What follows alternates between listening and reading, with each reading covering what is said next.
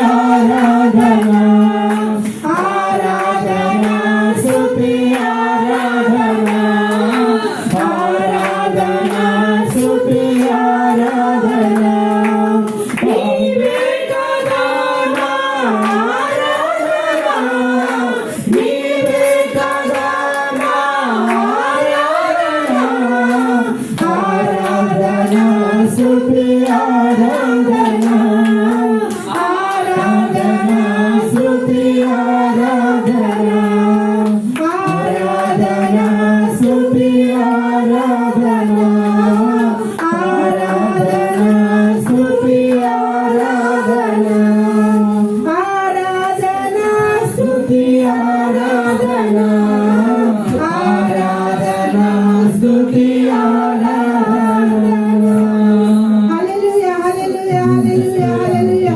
స్తోత్రాలు స్తోత్రాలు స్తోత్రాలు స్తోత్రాలు తండ్రి పరిశుద్ధుడా ప్రేమగల తండ్రి జీవము గల తండ్రి జీవాధిపతి జీవించుచున్నవాడా నిరంతర స్తోత్రాలు కూడా వందనాలు స్తోత్రాలు ప్రభా అయా గడిచిన నెల నుంచి నా తండ్రి ప్రభా ఇదిగో నా తండ్రి మొదటి శుక్రవారం వరకు దేవా మమ్మల్ని సజీవముగా ఆరోగ్యంగా ఉంచినందుకు తండ్రి ప్రభా మీకు లెక్కలేనన్ని స్తుతులు స్తోత్రాలు తండ్రి ప్రభా మాకంటే యోగ్యులు గనులు నా తండ్రి ప్రభా ఈ రోజు చూడలేక ఉన్నారు తండ్రి ప్రభా అయ్యా నా తండ్రి ప్రభా దీనిలోమైన మా ఎడల తండ్రి నువ్వు చూపెడుతున్న కృపకై దయకై ప్రభా మీకు లెక్కలేనన్ని స్తుతులు స్తోత్రాలు తండ్రి అయ్యా నువ్వు చేసిన మేలులకు మీరు చూపిన కృపలకు తండ్రి మేమేమిచ్చి నీ రుణం తీర్చగలము తండ్రి ప్రభా విరిగి నలిగిన హృదయమే నీకు ఇష్టమైన బలియాగం అన్నావు తండ్రి ప్రభా విరిగి నలిగిన హృదయాలతో తండ్రి ప్రభా ఈ ఉదయకాల సమయంలో నీ సన్నిధికి చేరి ఉన్నాము తండ్రి ప్రభా వచ్చిన ప్రతి ఒక్క బిడ్డని పేరు పేరున జ్ఞాపకం చేసుకోండి తండ్రి ప్రభా వారి హృదయ వాంఛలను తీర్చండి దేవా అయ్యా ఏ బిడ్డ ఏ అవసరత వల్ల ఏ బిడ్డ ఏ కొదువ వల్ల ఏ బిడ్డ ఏ బాధ వల్ల వచ్చారో దేవా అయ్యా ప్రతి ఒక్క బిడ్డని నా తండ్రి ప్రభా అయ్యా జ్ఞాపకం చేసుకోండి తండ్రి ప్రభా వారి ప్రతి ఒక్క అవసరత అయ్యా నీ నామంలో తీర్చమని ప్రార్థిస్తున్నాను తండ్రి ప్రభా నాకు అసాధ్యమైనది ఏమైనా కలదా అన్నావు నా తండ్రి నీకు అసాధ్యమైనది లేదు నా తండ్రి ప్రభా మాకు అసాధ్యమే కానీ తండ్రి నీ సన్నిధికి వచ్చినప్పుడు నా తండ్రి ప్రభా నీకు మొరపెట్టుకున్నప్పుడు నా తండ్రి అసాధ్యాలను నువ్వు సుసాధ్యం చేసే దేవుడవు నా తండ్రి ప్రభా నా ఎందుకు వచ్చువని నేను ఎంత మాత్రం త్రోసివేయనన్నావు నా తండ్రి ప్రభా లోకంలో ఎంతో మంది ఉంటుండగా నా తండ్రి ప్రభా అయ్యా ఈ ఉదయకాల సమయంలో కొద్ది మందిగా నా తండ్రి నీ ఏర్పరచుకున్న నీ బిడ్డలు దర్శించండి దేవా అవును దేవా నా తండ్రి ప్రభా అయ్యా నా తండ్రి ఒక దినము నీ సన్నిధిలో గడుపుడే 1000 దినముల కంటే శ్రేష్టం అన్నావు తండ్రి ప్రభా ఈ శ్రేష్టమైన సమయాన్ని మాకు ఇచ్చినందుకు తండ్రి నీకు కోట్లాది స్తుతులు స్తోత్రాలు నా తండ్రి ప్రభా నన్ను గణపరచువాని నేను గణపరుస్తాను అన్నావు తండ్రి అయ్యా నా తండ్రి అల్పులమైన మమ్మల్ని నిన్ను గణపరిచే భాగ్యము దయచేసినందుకు తండ్రి మీ పాదాలకు వేవేల వందనాలు స్తోత్రాలు నా తండ్రి ప్రభా అయ్యా నీ సన్నిధిలో సంపూర్ణ సంతోషము కలదు నా తండ్రి ప్రభా అయ్యా సంతోషము లోకంలో సంతోషం కాదు నా తండ్రి ప్రభా నీ సంతోషము నా తండ్రి ప్రభా వచ్చిన ప్రతి ఒక్క బిడ్డలకు దయచేయండి తండ్రి నీ శాంతి సమాధానాలతో నింపండి దేవా స్తోత్రాలు నా తండ్రి వారి ప్రతి ఒక్క అవసరతను నాయన నీ నామంలో తీర్చండి రాజా స్తోత్రాలు నా తండ్రి ప్రభా మనుషులను ఆశ్రయించుట కంటే యెహోవాను ఆశ్రయించుట శ్రేష్టమన్నావు తండ్రి అయ్యా నీ పాదాల యొద్దకు వచ్చిన తండ్రి ప్రభా నిన్ను ఆశ్రయిస్తున్న ప్రతి ఒక్క బిడ్డను నా తండ్రి ప్రభా వారి హృదయాలను పరిశోధించండి నా తండ్రి పరిశీలించండి తండ్రి ప్రభా వారి హృదయ వాంఛలను తీర్చండి తండ్రి వారికి ఏ సమస్య మాకు తెలియదు ఏ బాధ మాకు తెలియదు ఏ ఇబ్బందో మాకు తెలియదు నా దేవా సమస్తాన్ని ఎరిగిన దేవుడు నా తండ్రి ప్రభా సమస్తాన్ని చక్కబరిచే దేవుడు నా తండ్రి సమస్తాన్ని నా తండ్రి సక్రమంగా నడిపించే దేవుడు నా తండ్రి ప్రభా వచ్చిన ప్రతి ఒక్క బిడ్డను దీవించి ఆశీర్వదించి మేలుతో తృప్తిపరచండి దేవా తండ్రి అయ్యా నా తండ్రి ఇంతవరకు తండ్రి ప్రభా అయ్యా నా తండ్రి మా ఆరాధనలో మీరు ఉన్నారని విశ్వసిస్తున్నాము తండ్రి తండ్రి ఇంకా జరగబోయే ఉన్న కార్యక్రమాలుగా దేవా తండ్రి మర్యాదగాను క్రమంగాను నీ నామ మహిమార్థమే జరిగించమని యేసయ్య అతి శ్రేష్టమైన నామములో అడిగి పొందుకున్నాము తండ్రి ఆమేన్.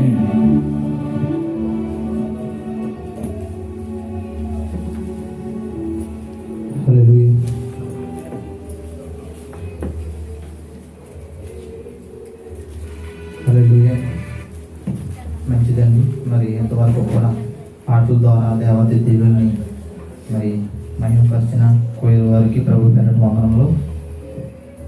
అలాగే ఈ సమయంలో అందరూ లేచి నిలబెట్టినట్లయితే కీర్తన గ్రంథం 104వ కీర్తన 1 నుంచి 15 వచనాలు అక్క నీలవేణి గారు వచ్చి చదువుతారండి.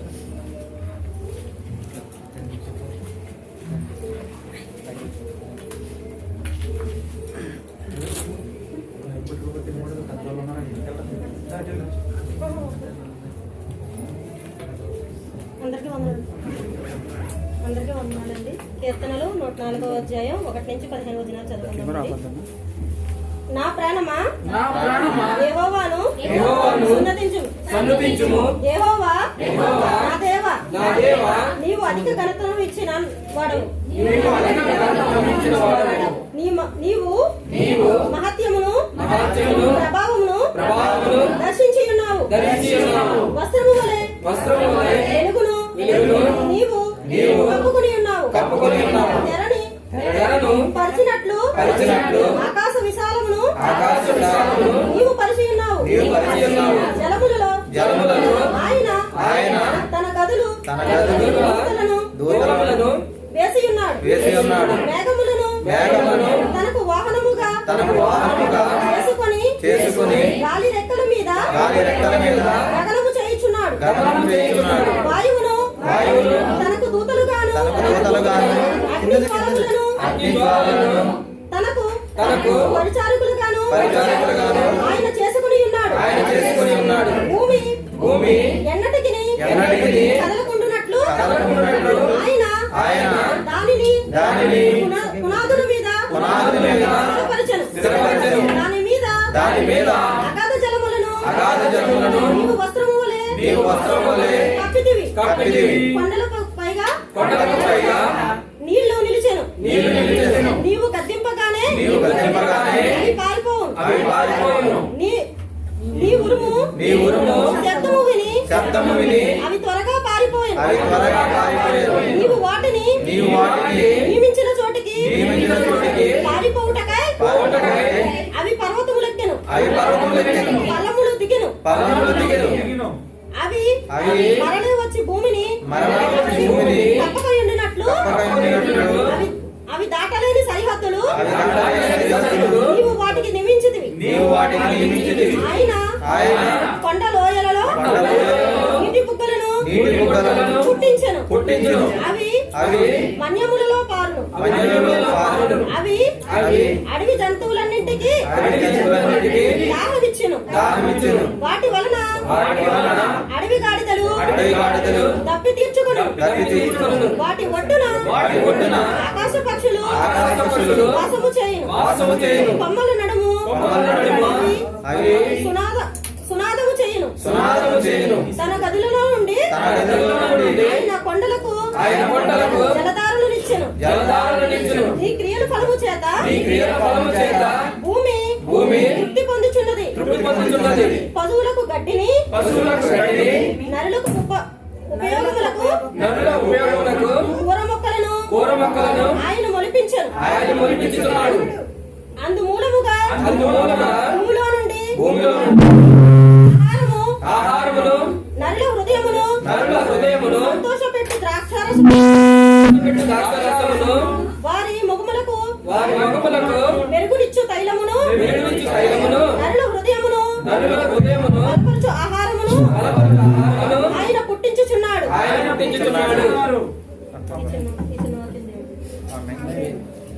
చక్కని వాక్యం చదివి కీర్తన చదివి వినిపించిన అతిగా ప్రభు పేరట వందనములు.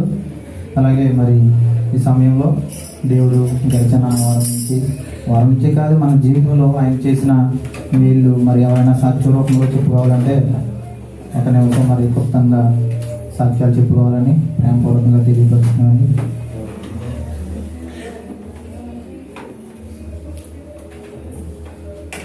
ఎవరు లేనట్లయితే మరి తదుపరి కార్యక్రమంలో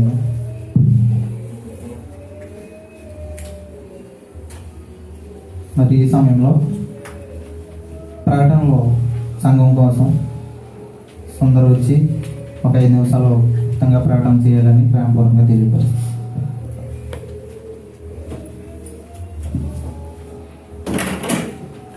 దేవునికి స్తోత్రం. హల్లెలూయా. దేవునికి మహిమ కలుగును గాక. అందరూ చప్పలు కొడతాం దేవునికి.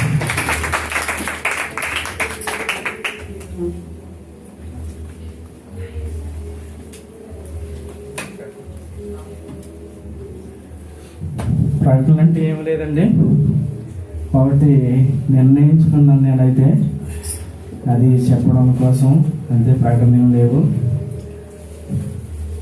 అందరూ చప్పలు కొడతారు ఒకసారి. అది ఎందుకు కొట్టానో లాస్ట్లో మీకే తెలుస్తుంది. ఎందుకు కొట్టించానో మీకే అర్థమవుతుంది లాస్ట్లో. అది గుర్తుపెట్టుకోండి. ఇంకోటి ఏంటంటే, మనకి చాలా లోటుపాట్లు ఉన్నాయి మన సంఘంలో. నేను ఫాస్టింగ్ ఉండి 4 రోజులు నేను ఒక నిర్ణయం తీసుకున్నాను. మరి మీకు నచ్చదో నాకైతే తెలియదు, కానీ అది దేవుడు ఇచ్చిన ఆలోచనే. నాకైతే ఫాస్టింగ్ ఉండి నిర్ణయం తీసుకున్నాను ఇది. ఓకేనండి. మన సంఘంలో అయ్యగా పాస్టర్ గారు చాలా కష్టపడుతున్నారు. చాలా సంఘాన్ని ముందుకు తీసుకెళ్ళాలనుకుంటున్నారు, కానీ వెనక్కబడిపోతుంది మళ్ళీ సంఘం. మరి ఎందుకు అలా జరుగుతుందో నాకైతే తెలియదు, కానీ నేనైతే ఫాస్టింగ్ ఉండి నిర్ణయం తీసుకున్నాను. అదిగోండి అక్కడ బాక్స్ ఉంది కదా, ఆ బాక్స్ ఫస్ట్ వారం పెడతాం.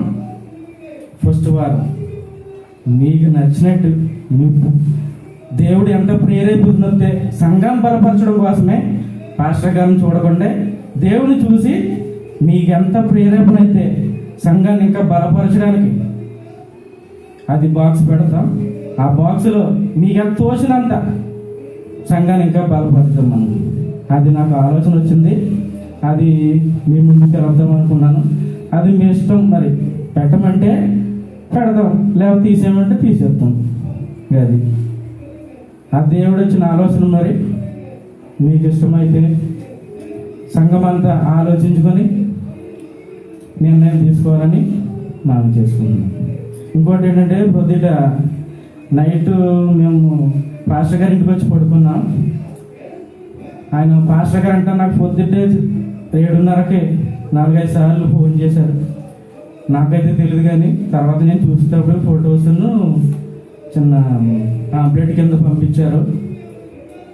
కొంచెం ఒంట్లో పోలేదంట వాళ్ళ మిసెస్ గారికి. పాస్టర్ గారు అండి, ఆయనకి ఏమైనా సహాయం చేసుకోవాల్సి వస్తే బయట ఎంతో కొంత మీ తోచినట్టు ఇవ్వండి, ఆయనకి పంపించడం జరుగుతుంది. అదే నీకేం ప్రకటన లేవు. మన సంఘాన్ని నిలబెట్టుకుందాం, ఇంకానే బలపరుచుకుందాం. మన సంఘం ఇది అని అనుకుని ముందుకు వచ్చి మరి బాక్స్ పెట్టదామా వద్దా అని మీ నిర్ణయమే, అందరి నిర్ణయమే అది. అంటే నా ఆలోచన వచ్చింది, దేవుడు ఇచ్చింది. మీకు నిర్ణయం మీకు మంచిది అనుకుంటే ఆ బాక్స్ పెడతాం, లేదంటే యథావిధిగా జరుగుతుంది. అందరికీ వందనాలు. చక్కని ప్రకటనలో చెప్పిన సుందర్ గారికి ప్రభు పేరట వందనం తెలియపరుచుకుంటున్నానండి. మరి సంఘం అభివృద్ధి కోసం మరి చక్కని మాటలు చెప్పాడు. నిజమేనండి. మరి సంఘ అభివృద్ధి మనందరం కూడా పాల్గొంచుకోవాలి. ఎందుకంటే ఒక ఇల్లు కట్టామంటే దానికి సిమెంట్ కావాలి, ఇటుకలు కావాలి, మేస్త్రులు కావాలి, పనివాళ్ళు కావాలి. అలాగే సంఘం నడిపిస్తున్నారంటే బోర్డు భారం, ట్రాన్స్పోర్టు, భోజనాలు ఖర్చు. భోజనాలు అంటే ఇప్పుడు లేవండి, నెక్స్ట్ వారం నుంచి అలాగే ఉంటాయి కాబట్టి రంజన అయిపోతుంది. కాబట్టి భోజనాలు, ట్రాన్స్పోర్టు, ఇంకా అనేకమైన ఖర్చులు మరి ఉంటాయి. కాబట్టి అందరూ కూడా సహకరించండి, మీకు తోసింది సహాయం చేయండి. అది అన్నట్టు పాస్టర్ గారు చూసుకోవాలి, కానీ ప్రభువుని చూసి ప్రభు కార్యంలో, ప్రభు పనిలో మన అందరం కూడా ఉండాలండి. ఎంత సంపాదించుకున్నా ఏం చేసినా ఈ లోకంలో అన్నీ విడిచిపెట్టి ఏదో రోజున వెళ్ళిపోవాలి. మనం సంపాదించుకున్నది మన వెనకాల మన బిడ్డలకు, లేకపోతే వేరే వాళ్ళకు ఇవన్నీ కూడా సమస్తం అప్పచెప్పి వెళ్ళిపోవాలి. కానీ అందుకే ప్రభు అంటున్నాడు, నా కార్యం చేయండి మీరు అని.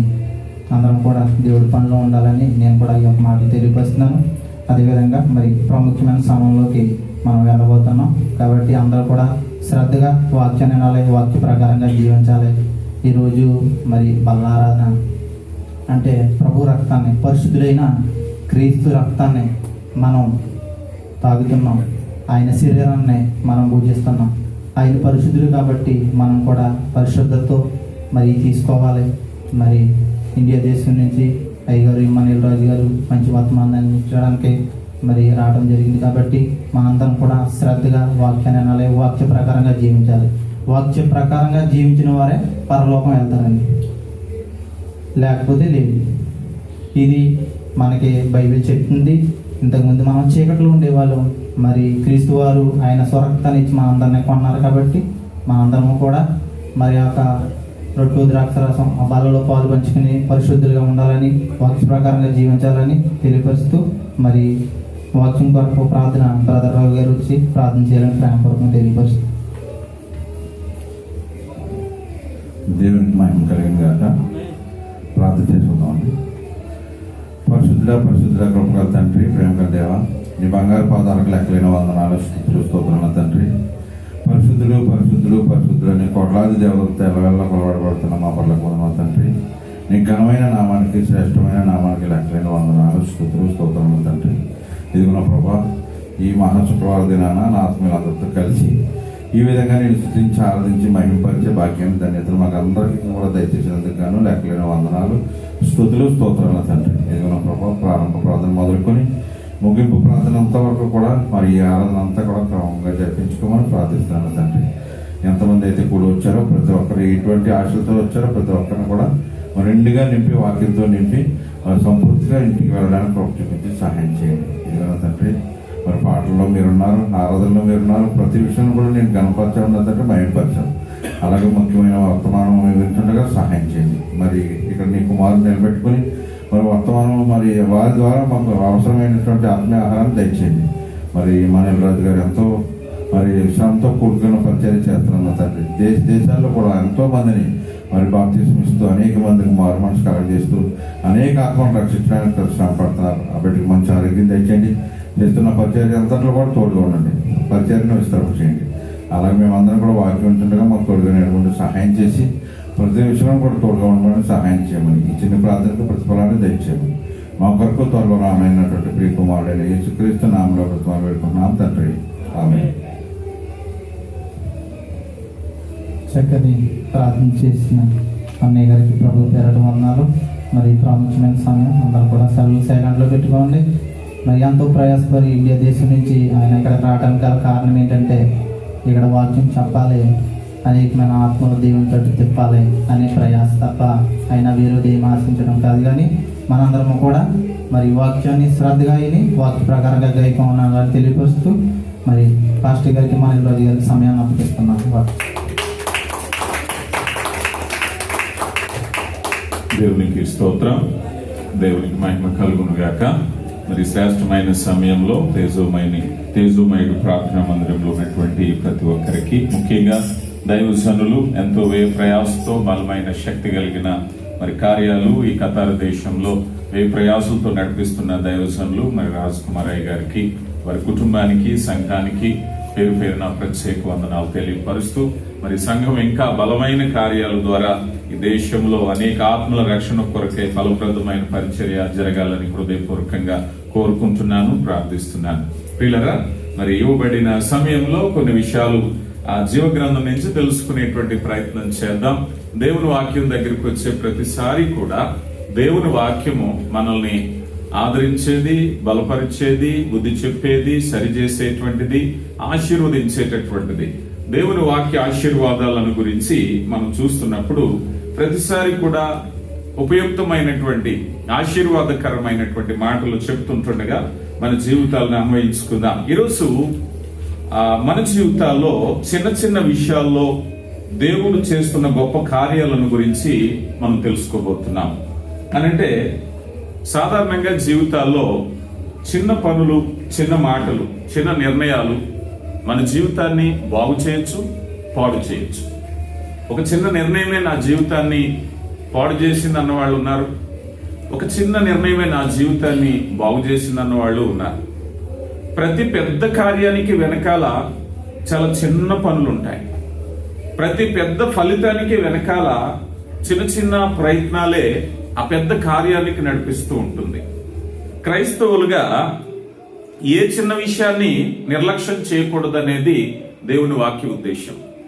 నువ్వు చిన్న పనిని బట్టి ఆశీర్వాదాన్ని కోల్పోకూడదు. చిన్న పనిని బట్టి నీవు ఆశీర్వాదంగా ఉండే స్థితిలో స్థిరంగా ఉండలేకపోతున్నానని బాధపడకూడదు.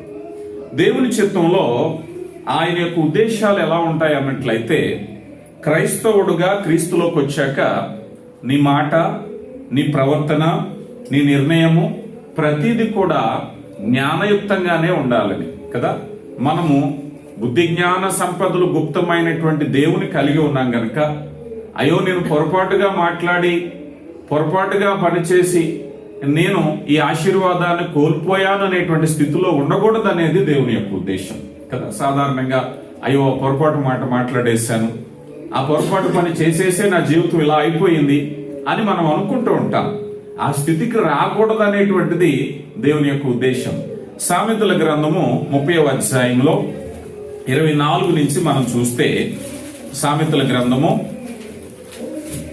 30వ అధ్యాయము 24 నుంచి భూమి మీద చిన్నవి 4 కలవు, అయినను మిక్కిలి జ్ఞానము కలిగినవి చీమలు, బలము లేని జీవులు అయినను అవి వేసవిలో సిద్ధపరచుకొనును. చిన్న కుందేలు బలము లేని జీవులు అయినను అవి పేటు సందులలో నివాసము కల్పించుకొనును. మిడతలకు రాజు లేడు, అయినను అవన్నీ పంక్తులు తీరి సాగిపోవును. బల్లిని చేతితో నీవు పట్టుకొనగలవు, అయినను రాజుల గృహంలో. 4 విషయాలు ఇక్కడ చెప్పారు. దేవుడు సృష్టిని బట్టి యోబు గ్రంథంలో కూడా చూస్తూ ఉంటాం. సృష్టి దగ్గరికి వెళ్లి దేవుని జ్ఞానాన్ని నేర్చుకోమన్నారు. రోమీయులకు రాయబడిన పత్రిక 1వ అధ్యాయంలో కూడా ఆ విషయాన్ని తెలియపరిచారు. అపోస్తుల కార్యగ్రంథం 17వ అధ్యాయంలో కూడా ఆ విషయాన్ని తెలియపరిచారు. సృష్టి బోధిస్తుంది అన్నారు. ఇక్కడ 4 జీవులు ఉంచారు. ఆ 4 జీవులు ఏమిటాయా అన్నట్లయితే మిక్కిలి జ్ఞానము కలిగినవి అన్నారు. చిన్న విషయాలే కానీ చాలా జ్ఞానము కలిగినది. మొదటిగా చీమలు రాజు లేకున్నాను అన్నాడు కదా. చీమలకు సూపర్వైజర్ లేడట, కానీ అవన్నీ కూడా ఆహారాన్ని సిద్ధపాటు చేసుకుంటున్నాయి. ఈరోజు దేవుడు మనకి రాజునిచ్చారు, యాజకుల్నిచ్చారు, పరిశుద్ధాత్మ నడిపింపునిచ్చారు, వాక్యాన్ని ఇచ్చారు. చీమల కంటే 1000 రెట్లు శ్రేష్ఠులుగా ఉన్నాం, కానీ మనము నిత్యత్వాన్ని సంపాదించుకోలేకపోతున్నామేమో. ఆ చిన్న జ్ఞానము కలిగిన జీవుల నుంచి నీవు నేర్చుకో అంటున్నారు కదా. ఈరోజు మనవలే వాటికి ఆరాధనా స్థలాలు లేవు, ముద్రింపబడిన జీవగ్రంథము లేదు కదా, హెచ్చరించటానికి పెద్దలు లేరు, వారికి అనుభవజ్ఞులైనటువంటి దైవోపదేశకులు లేరు. అయినప్పటికీ అవన్నీ కూడా జ్ఞానయుక్తంగా ప్రవర్తిస్తున్నాయి. మనిషి నీ ప్రవర్తనలో ఎంతవరకు జ్ఞానయుక్తంగా ఉండగలుగుతున్నావు? వాటికి చెప్పకపోయినా అనేక మార్లు దేవుడు వాక్యం చేత గద్దించి బుద్ధి చెప్పి నీతి యందు శిక్ష చేసి బోధకులు ఉపదేశాలు చేసిన మన జీవితాల్లో ఉపయుక్తమైనటువంటి ఆ మార్గాల్లోకి వెళ్ళలేకపోతున్నాం గనక చీమలు మిక్కిలి జ్ఞానము కలిగినవి అన్నారు. రెండవది, చిన్న కుందేళ్లు బలము లేని జీవులు పేటు సందులలో. వాటికి బలము లేకపోయినా అవి ఎక్కడున్నాయట? అవి పేటు సందులు, దాన్ని బండ సందులు అన్నారు కదా. అది బలహీనమైన తన నివాసాన్ని బలంగా పెట్టుకుంటుంది. ఈరోజు బలహీనులమే, ఎటు పోయినా తిరస్కరించబడుతున్నాం. అయినప్పటికీ మన నివాసము బండ అయినటువంటి క్రీస్తు మీద కట్టబడ్డాం. ఈరోజు ఎవరైతే ఆ బండ మీద పునాది వేయబడలేదో, ఎవరైతే ఆ బండ మీద కట్టబడలేదో బలహీనులు. లోకానికి నువ్వు ఒక బలహీనుడిగా ఉండొచ్చు, చిన్న మందగా ఉండొచ్చు, కానీ దేవుని మీద నీ పునాది వేసుకున్నట్లయితే నువ్వు జ్ఞానవంతుడివే. ఈరోజు మనిషి ఎన్ని ప్రయత్నాలు చేసినా ఆ ఉగ్రత దినమందు ఆస్తి అక్కరకు రాదన్నారు. ఈరోజు భారతదేశంలో సంపన్నులైన వారు వారి గృహాలను కట్టినప్పుడు 1000 కోట్ల రూపాయలు వెచ్చించి గృహాలను కడుతున్నారట. కానీ ఒకనాటికి ఏమవుతుందట? ప్రభు రాకడలో పంచభూతములు మిక్కిటమైన వేండ్రముతో లయమైపోవును అన్నారు. భూమి లయమైపోతే భూమి మీద వేసిన పునాది ఏముంటది? కానీ క్రీస్తు మీద వేయబడిన పునాది జ్ఞానం కలిగిన వాడు కదా. జ్ఞానం కలిగిన వాడు. నీ భద్రత ఎక్కడ? నీ నివాసం ఎక్కడ? నువ్వెక్కడ పునాది వేయబడ్డావు? ఈ రోజు లోకంలో తీసుకునే నిర్ణయాలన్నీ కూడా ఇసుక మీద పోయి ఇవ్వడం పునాదిలే, కానీ క్రీస్తులో బండ మీద వేయబడాలన్నారు. ఇక తర్వాత మిడతలకు రాజు లేడు. అవన్నీ కూడా పంక్తులు తీరి క్రమము. కొరింథీ పత్రికలో అపోస్తుడైన పౌలు గారు అంటున్నారు, దేవుడు క్రమమునకు కర్త, అల్లరికి కాదంటున్నారు కదా. మనము ఆరాధన క్రమంగా జరిగించాలి, దేవుని సన్నిధికి క్రమంగా రావాలి, ఆత్మీయ జీవితాలు క్రమంగా ఉండాలి. ఈ రోజు కూడా ఆలస్యమైన వారిని మనం హెచ్చరించుకోవాల్సి వస్తుంది కదా. కొన్ని విషయాల్లో క్రమం లేని వారిని, హాజరును ఈ రోజు కూడా క్రమపరచాలి. ఈ రోజు ఉన్న వాళ్ళు మరొక వారం కనిపించకపోవచ్చు, సడన్ గా మిస్ అవుతూ ఉంటారు. ఎందుకనంటే దాన్ని ఏమనాలి? క్రమము లేకపోవటం. మిడతలకు రాజు లేడట, అయినను అవి ఏం చేస్తున్నాయి? క్రమంగా పరిగెడుతున్నాయి, పంక్తులు తీరి పరిగెడుతున్నాయట. మనిషికి క్రమం లేదు. దేవుడు మానవునికి క్రమం నేర్పించటానికి ఏర్పాట్లు చేశారు. ఆదరణకర్త అయినటువంటి పరిశుద్ధాత్మని ఇచ్చారు, వాక్యాన్ని ఇచ్చారు, హెచ్చరికనిచ్చారు, బోధనిచ్చారు, కట్టుబాటునిచ్చారు. ఎన్ని రకాలు ప్రయత్నించినా కూడా ఆ కట్టుబాటులో మనిషి ఉండలేకపోతున్నారు కదా. పాత నిబంధన ప్రవక్త అంటున్నారు, జనులు కట్టులేక నశించిపోతున్నారట కదా. కనుక మనిషి ఒక నియంత్రణలో ఉండడానికి దేవుడిచ్చిన అవకాశాన్ని సద్వినియోగపరచుకోవాలి. మిడతను చూడు, వాటికి సూపర్వైజర్స్ అంటే ఓవర్సీర్స్, సంరక్షకులు లేకపోయినా అవి క్రమంగా ఉంటున్నాయి. క్రమాన్ని ఇవ్వటానికి బోధకులున్న నీవు ఎలా ఉంటున్నావు? నాలుగవది, బల్లిని చేతితో నువ్వు పట్టుకొనగలవు, అయినను రాజుల గృహములో అది ఉంటదట. సామెతల గ్రంథంలో ఒక మాట ఉంటది, ఒకని పనిలో నిపుణత కలిగిన వాడిని చూసితవా? కాదు, ఎక్కడ ఉంటాడట? రాజుల ఎదుట. జాగ్రత్తగా గమనించండి. అంటే ఈ మాటకు అర్థం ఏమిటంటే, దేవుడు నీకు ఇచ్చిన తలంతును సద్వినియోగపరుచుకుంటే దేవుని సముఖములో నిలిచే భాగ్యాన్ని దేవుడు నీకు ఇస్తారు. ఎందుకంటే జ్ఞానయుక్తంగా వినియోగించుకోవాలి. దేవుడు నీకు ఇచ్చినటువంటి జ్ఞానం ఇది. ఈరోజు ఒక సామాన్యుడు కావచ్చు, ఈరోజు లోకంలో ఒక అధికారి నీకు అపాయింట్మెంట్ ఇవ్వకపోవచ్చు, పర్వాలేదు కదా. ఒక గొప్ప వ్యక్తి, ఒక సెలబ్రిటీ కలవటానికి నీకు అవకాశం లేకపోవచ్చేమో, కానీ ఆ ఉన్నతమైన సింహాసనం ఎదుట నిలిచే రోజు ఒక రోజు వస్తుంది. అది నీ జ్ఞానయుక్తమైన నిర్ణయం ఈ రోజు నువ్వు తీసుకోవటాన్ని బట్టి ఉంటుంది. ప్రియులారా, ఇలా చూస్తూ పోతే ఈ చిన్న విషయాలను గురించి ఈ 4 జీవులు వివరిస్తూ ఉన్నాయి. అయితే బైబిల్ గ్రంథంలో చిన్న విషయాలు నష్టాలు, చిన్న విషయాలు మేలు అనే 2 విషయాలను మీకు నేను పరిచయం చేస్తాను. మొట్టమొదటిగా చిన్న విషయాల వల్ల జరిగిన నష్టాన్ని మనం చూస్తే, మీరు బైబిల్ గ్రంథం తీయదు గాని ఆదికాండం 3వ అధ్యాయంలోకి వచ్చేసరికి తినకూడని పండు తినటం వలన జరిగిన నష్టాన్ని మనం చూడొచ్చు. Matter of an apple. మీరు ఒక యాపిల్ తీసుకుంటే మన నిత్య జీవితంలో యాపిల్ తినటం అనేది కష్టమైన పని ఏం కాదు, ఖర్చుతో కూడిన పని కూడా కాదు, సమయంతో కూడిన పని కూడా కాదు. కొన్ని నిమిషాల పని చాలా సునాయాసంగా తినగలిగినటువంటి ఒక ఫ్రూట్. కానీ దాని పర్యవసానంగా జరిగింది ఏమిటంటే, ఆనాటి తిన్నటువంటి ఆ దంపతులకు మాత్రమే కాకుండా యావత్ మానవాళి పతనమైంది కదా. యావత్ మానవాళి దాని పర్యవసానాన్ని చూడవలసి వచ్చింది. అంటే ఒక చిన్న రీజన్, ఒక చిన్న పని ఎంత చెడ్డ ప్రభావాన్ని చూపిస్తుంది. రైట్. ఈరోజు మన జీవితంలో కూడా కొన్ని చిన్న పనులే అనుకుంటూ ఉంటాం. ఆ చిన్న పనులు తాత్కాలికమే కాకుండా శాశ్వతమైనటువంటి నష్టాన్ని మిగులుస్తూ ఉంటాయి. క్రైస్తవుడిగా నీ జీవితంలో ఏదైనా ఒక పనిని చిన్న పని అని నువ్వు సమర్థించుకుంటే, ఇది చిన్న పనే కదా అని నువ్వు సమర్థించుకుంటే, ఆ సమర్థించుకున్నటువంటి పని యొక్క ఫలితాన్ని నువ్వు ఒక్కసారి ఆలోచన వేయి, బేరీజు వేయి. ఈ చిన్న మాట మనకు చెప్తుంది, తినకూడనటువంటి ఆ చిన్న పండు వలన వారు మానవ పతనమే జరిగింది, మరణమే వచ్చింది. లేవికాండ గ్రంథం 10వ అధ్యాయంలోకి వస్తే నాదాబు అబీహు అనేటువంటి 2 కనిపిస్తున్నారు, యవనస్తులు. వారు దేవుని సన్నిధిలో అన్యాజ్ఞని తీసుకొచ్చారు. అన్యాజ్ఞ అనగా ఉపయోగించవలసింది కాకుండా వేరైనటువంటిది కదా. దేవుడు చెప్పింది గాక వేరైనటువంటి అగ్నిని తీసుకొచ్చారు. మేబీ వాళ్ళ వరకు వారు సమర్థించుకున్నారు. ఏదైనా అగ్నే కదా అనుకున్నారు కదా, ఏదైనా అగ్నే కదా అనుకున్నారు. వారిని వారు సమర్థించుకున్నారు. కానీ పర్యవసానంగా వారి ప్రాణాలు కోల్పోయారు. చిన్న విషయమే ఎవరు కనిపెట్టగలరు అనుకున్నారు కదా.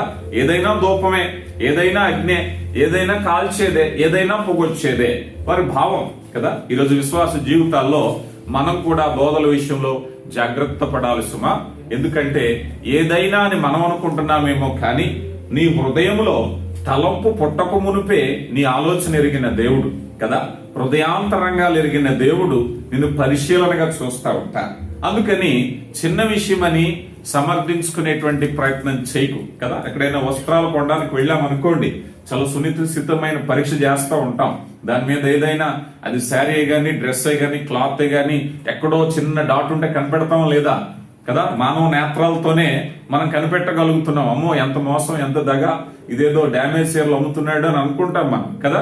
అయితే అపరంజిని పోలిన కన్నులు పోలిన వాడట. ఆయన కన్నులకు మరుగైనది ఏదీ లేదు కదా. అంత గొప్ప దేవుని దగ్గర చిన్న చిన్న విషయాలను మనం దాయలేం.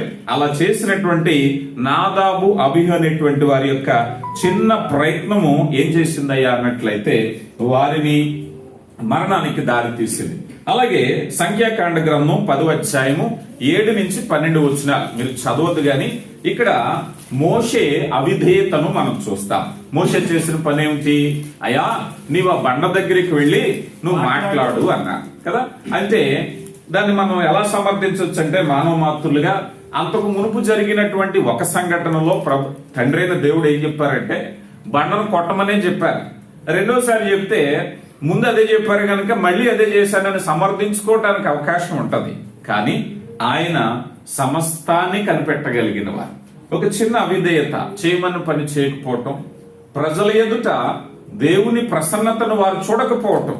ఒక మాటలో చెప్పాలి అని అంటే మేము ఈ బండ నుంచి మీ కొరకు నీళ్లు రప్పించాలా, ఒక ఆత్మీయాహాన్ని ప్రదర్శించినట్టు అయింది. ఒక చిన్న విషయమే మనం అనుకోవచ్చు, అయ్యో ఏమండి అన్ని లక్షల మందికి నాయకుడిగా ఉన్నప్పుడు ఏ చిరాకులో ఏ మాట అన్నారో దాన్ని పెద్దగా ఎందుకు తీసుకుంటారు? నువ్వు తీసుకోకపోతే నీ తండ్రి తీసుకుంటాడు కదా.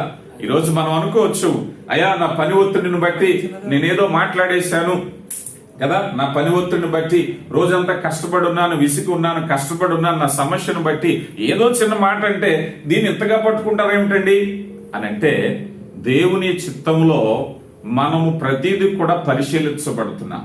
అతి సువార్తలు అంటారు ప్రభువారు, మీ నోటి మాటను బట్టి మీకు తీర్పు ఉంటుందట కదా. మీ నోటి మాటను బట్టి తీర్పు ఉంటుంది. జాగ్రత్త. నీ జీవితంలో ఏ చిన్న విషయాన్ని బట్టి నీవు అపరాధిగా ఎంచబడకుండా ఉండాలనేటువంటిది దేవుని యొక్క ఉద్దేశము గనక ప్రతి విషయంలో జాగ్రత్త కలిగి ఉండాలి. అలాగే మనం సమూయేలు 2వ గ్రంథం 6వ అధ్యాయం 6వ వచనంలో ఉజ్జాను గురించి మనం చూస్తాం. ఉజ్జా దేవుని మందసం బండి మీద వెళ్ళిపోతుంటే ఎక్కడో రాయి తగిలింది. ఎందుకు? ఈ మందసం కాస్త జారిపోతుంది. అరే మందసం జారిపోతుంది, పట్టుకోండి అని చేయేశాడు, ప్రాణాన్ని కోల్పోయాడు. మనకు అనిపిస్తుంది అదేమయ్యా ఆయన ఏం తప్పు చేశాడు, పడిపోతున్న మందసం పట్టుకోవటంలో తప్పే ఉంది, ఆ మాత్రం దానికి ఎందుకు ప్రాణం కోల్పోవటం అని అనుకుంటే, మందసాన్ని గురించి దేవుడు కొన్ని అధ్యాయాలు రాయించారు. మందసం తయారు చేసినప్పుడే దాన్ని ఎలా మోయాలో, ఎవరు మోయాలో దాని గురించి అనేక వివరాలు లిఖితం చేశారు. దావీదు గారేమో ఈ మందసాన్ని తీసుకువెళ్ళటానికి మంత్రి మండలి సమావేశం వేశారు. ఏ సమావేశం వేయాలి? యాజకులు సమావేశం వేయాలి. గ్రంథాలు తీయండి, గ్రంథాలు చదవండి, మందసం గురించి ఉన్నటువంటి ఆ అధ్యాయాలు చదవండి అనాలి. ఈయన ఏం చేశాడు? అంగు ఆర్భాటం చేయటానికి మంత్రి మండలి సమావేశం వేశారు. ఎంత అంగు, ఎంత ఆర్భాటం చేయాలి, ఎన్ని బళ్ళు కావాలి, ఎన్ని వాయిద్యాలు కావాలి, ఎన్ని బలులు అర్పించాలి, ఎంత అట్టహాసంగా చేయాలి నా దేవునికి అనుకున్నాడు. మంచిదే, నీ అభిప్రాయం మంచిదే, కానీ దేవుని అభిప్రాయం తీసుకోకపోతే ఆ జరిగిన చిన్న పొరపాటే ఆ మందసానికి ఆ ఇనుపు బంగారంతో చేయబడినటువంటి రింగులు, దానిలో వేయబడినటువంటి నల్లని తుమ్మ, దానికి బంగారు తాపడములు, మోయటానికి ఏర్పాటు చేయబడినటువంటి వంశికులు, వాటన్నిటినీ దేవుడు రాయించారు. వాటన్నిటినీ కూడా మర్చిపోయి తీసుకున్నటువంటి ఒక చిన్న నిర్ణయం మనకు అనిపిస్తుంది చిన్న నిర్ణయమే, కానీ దేవుని దృష్టిలో ఆ చిన్నది పెద్దదిగా ఎంచబడింది. ఆ వ్యక్తి ప్రాణాలు కోల్పోయినట్టుగా మనం చూస్తూ ఉంటాం. కనుక ప్రియులారా, ఈ విషయంలో చిన్న చిన్న నిర్ణయాలు మేబీ నీ జీవితంలో నువ్వు అనుకోవచ్చు, ఒకరోజు నేను సన్నిధికి రాకపోతే పెద్ద నష్టం ఏముంది, దానివల్ల జరిగే నష్టం, దానివల్ల ఆగే ప్రమాదము, దానివల్ల నువ్వు ఇతరుల మీద చూపించేటువంటి ఎఫెక్ట్, ప్రభావం ఏముందో అది నీకు తెలియకపోవచ్చు. నీ దృష్టిలో చిన్నదే. సంఘానికి నీ హాజరు ఎంత ముఖ్యమో నువ్వు గమనించా. ఒకవేళ ఏ పొరపాటును బట్టి, నా పరిస్థితిని బట్టి నేను వెళ్ళకపోతున్నాను కనుక ఈ మాత్రం అర్థం చేసుకోలేకపోతారని నువ్వు అనుకోవచ్చు చిన్నగా కదా, కానీ దాని ప్రభావం ఎంత ఉందో దేవుడు చూస్తున్నాడు. ఇది చిన్న విషయం కాదు. తెలిసిన వ్యక్తిగా నువ్వు పని చేయకూడదు. క్రమానికి కర్త. ఇందాక మనం చూసాం, మిడతలకు రాజు లేకపోయినా పంక్తులు తీరి సాగిపోతున్నాయి. మిడతలను ఎవరు కూడా పిలవట్లేదు, మిడతలకి ట్రాన్స్పోర్ట్ లేదు, మిడతలకి ఫోన్ కాల్స్ లేవు, మిడతలకి లంచ్ లేదు. ఏమన్నా ఉన్నదా? అయినప్పటికీ ఇవన్నీ ఉన్నా మనకు ఆర్డర్ లేదు. చాలా సార్లు విచారకరమైన విషయం కదా. క్రమానికి కర్త అయినటువంటి దేవుడు చిన్న విషయాలను నువ్వు నిర్లక్ష్యం చేస్తున్నావేమో, జాగ్రత్త. దేవుడు క్రమానికి కర్త కనుక ఈ రీతిగా దేవుని చిత్తంలో చిన్న చిన్న విషయాల్లో చాలా మంది వారికి ఉండేటువంటి వ్యసనాలను సమర్థించుకునే ప్రయత్నం చేస్తూ ఉంటారు. జాగ్రత్త. ఆ విషయాలను బట్టి అపరాధిగా ఉండాలని దేవుడు కోరుకోవట్లేదు కనుక ఆ చిన్న విషయమే. ఒకవేళ ఆ మనిషి అంతా మంచోడేనండి, మాట దురుస్తనమే, లేదు దేవుడు అంగీకరించట్లేదు కదా. చాలా సమయాల్లో మాట తీరును బట్టి మనం చూస్తూ ఉంటాం. కొంతమంది ఊరికే మాటను చాలా ఆవేశంగా మాట్లాడుతూ ఉంటారు, మాట్లాడి దాన్ని సమర్థించుకునే ప్రయత్నం చేస్తారు. కొరింథీ పత్రిక 1 పత్రిక 5:6లో పులిసిన పిండి కొంచెమైనను ముద్దంతా పాడు చేసేస్తుందట. ఏమండి, మనిషి మంచోడేనండి, మాటే సరిలేదు, పాపం వచ్చింది, ఏం పోయింది? ముద్దంతా పులిసిపోయింది. ఏమా చక్కని జాడిలో ఆవకాయ పచ్చడి పట్టేశాం, ఏదో మూల వచ్చేసింది బూజు, ఏమవుతుంది ఇక? ఏం చేయాలి ఇప్పుడు? పచ్చడే ఆశ ఆగక స్పూన్ తో ఆ మూలలా తీసి బయట పడేసాం అనుకో, ఈ మూల వస్తుంది మళ్ళీ. అవునా రాదా? ఈ మూల తీసి పడేసాం అనుకో, అంటే ఎప్పుడైతే ఫంగస్ ఎంటర్ అయిందో, ఎప్పుడైతే చిన్నదే, పెద్దదేం కాదు, చిన్నదే ఎంటర్ అయింది, ఇప్పుడు ఏం చేస్తుంది? ఇప్పుడు ముద్దంతా పాడైపోతుంది. ఇప్పుడు జాగ్రత్త ప్రియులరా. చిన్న విషయం అని నిర్లక్ష్యం చేస్తున్నావేమో. చాలా మంది చిన్న విషయాలు. మీరు ఎప్పుడైనా వ్యసన పరులను చూడండి, ఒక భయంకరమైన తాగుబోతుని చూడండి. ఏమయ్యా, ఇగో నీవు ఇంత భయంకరమైన వ్యసనానికి వచ్చావు, ఎందుకు తాగుతున్నావు? ఎక్కడ నీ ప్రయత్నం ప్రారంభమైందంటే ఎక్కడో బంధువుల పెళ్లిలోనో, స్నేహితుల్లోనో, ఏ పుట్టినరోజు వేడుకల్లో చిన్నగా స్నేహితులు పరిచయం చేసినటువంటి చిన్న ఈ బలహీనత ఈరోజు ఏమైంది? ఇప్పుడు ఆ వ్యక్తి పేరుగా మారిపోయింది. ఇప్పుడు ఆ వ్యక్తిని ఏమని పిలుస్తున్నారు? ఇప్పుడు ఎక్కడో చిన్నగా ప్రారంభమైంది, వ్యక్తి పేరుగా మారిపోయింది. ఏ వ్యసనమైనా సరే, ఏ వ్యసనమైనా చిన్నగానే ప్రారంభం అవుతుంది. ఈ ఒక్కసారే అలాగని ఎప్పుడైతే ప్రారంభమైందో ఒకనాటికి నీ ఇంటి పేరు కింద అయిపోతుంది అది. జాగ్రత్త ప్రియులారా, గమనించండి. ఎందుకనంటే చిన్న విషయాన్ని నిర్లక్ష్యం చేసావు కనుక. ఒక చిన్న విషయమే, చిన్న మాటే, చిన్న నిర్ణయమే, చిన్న వ్యసనమే, చిన్న అసమర్థతే, చిన్న బలహీనతే ఈరోజు మనిషి జీవితాలను పాడు చేసేస్తుంది కదా. చాలా మంది ఈ చిన్న విషయాల్లో నిర్లక్ష్యం చేస్తా ఉన్నారు. రండి, యాకోబు పత్రిక 3వ అధ్యాయము 4వ వచనంలోనికి వస్తే,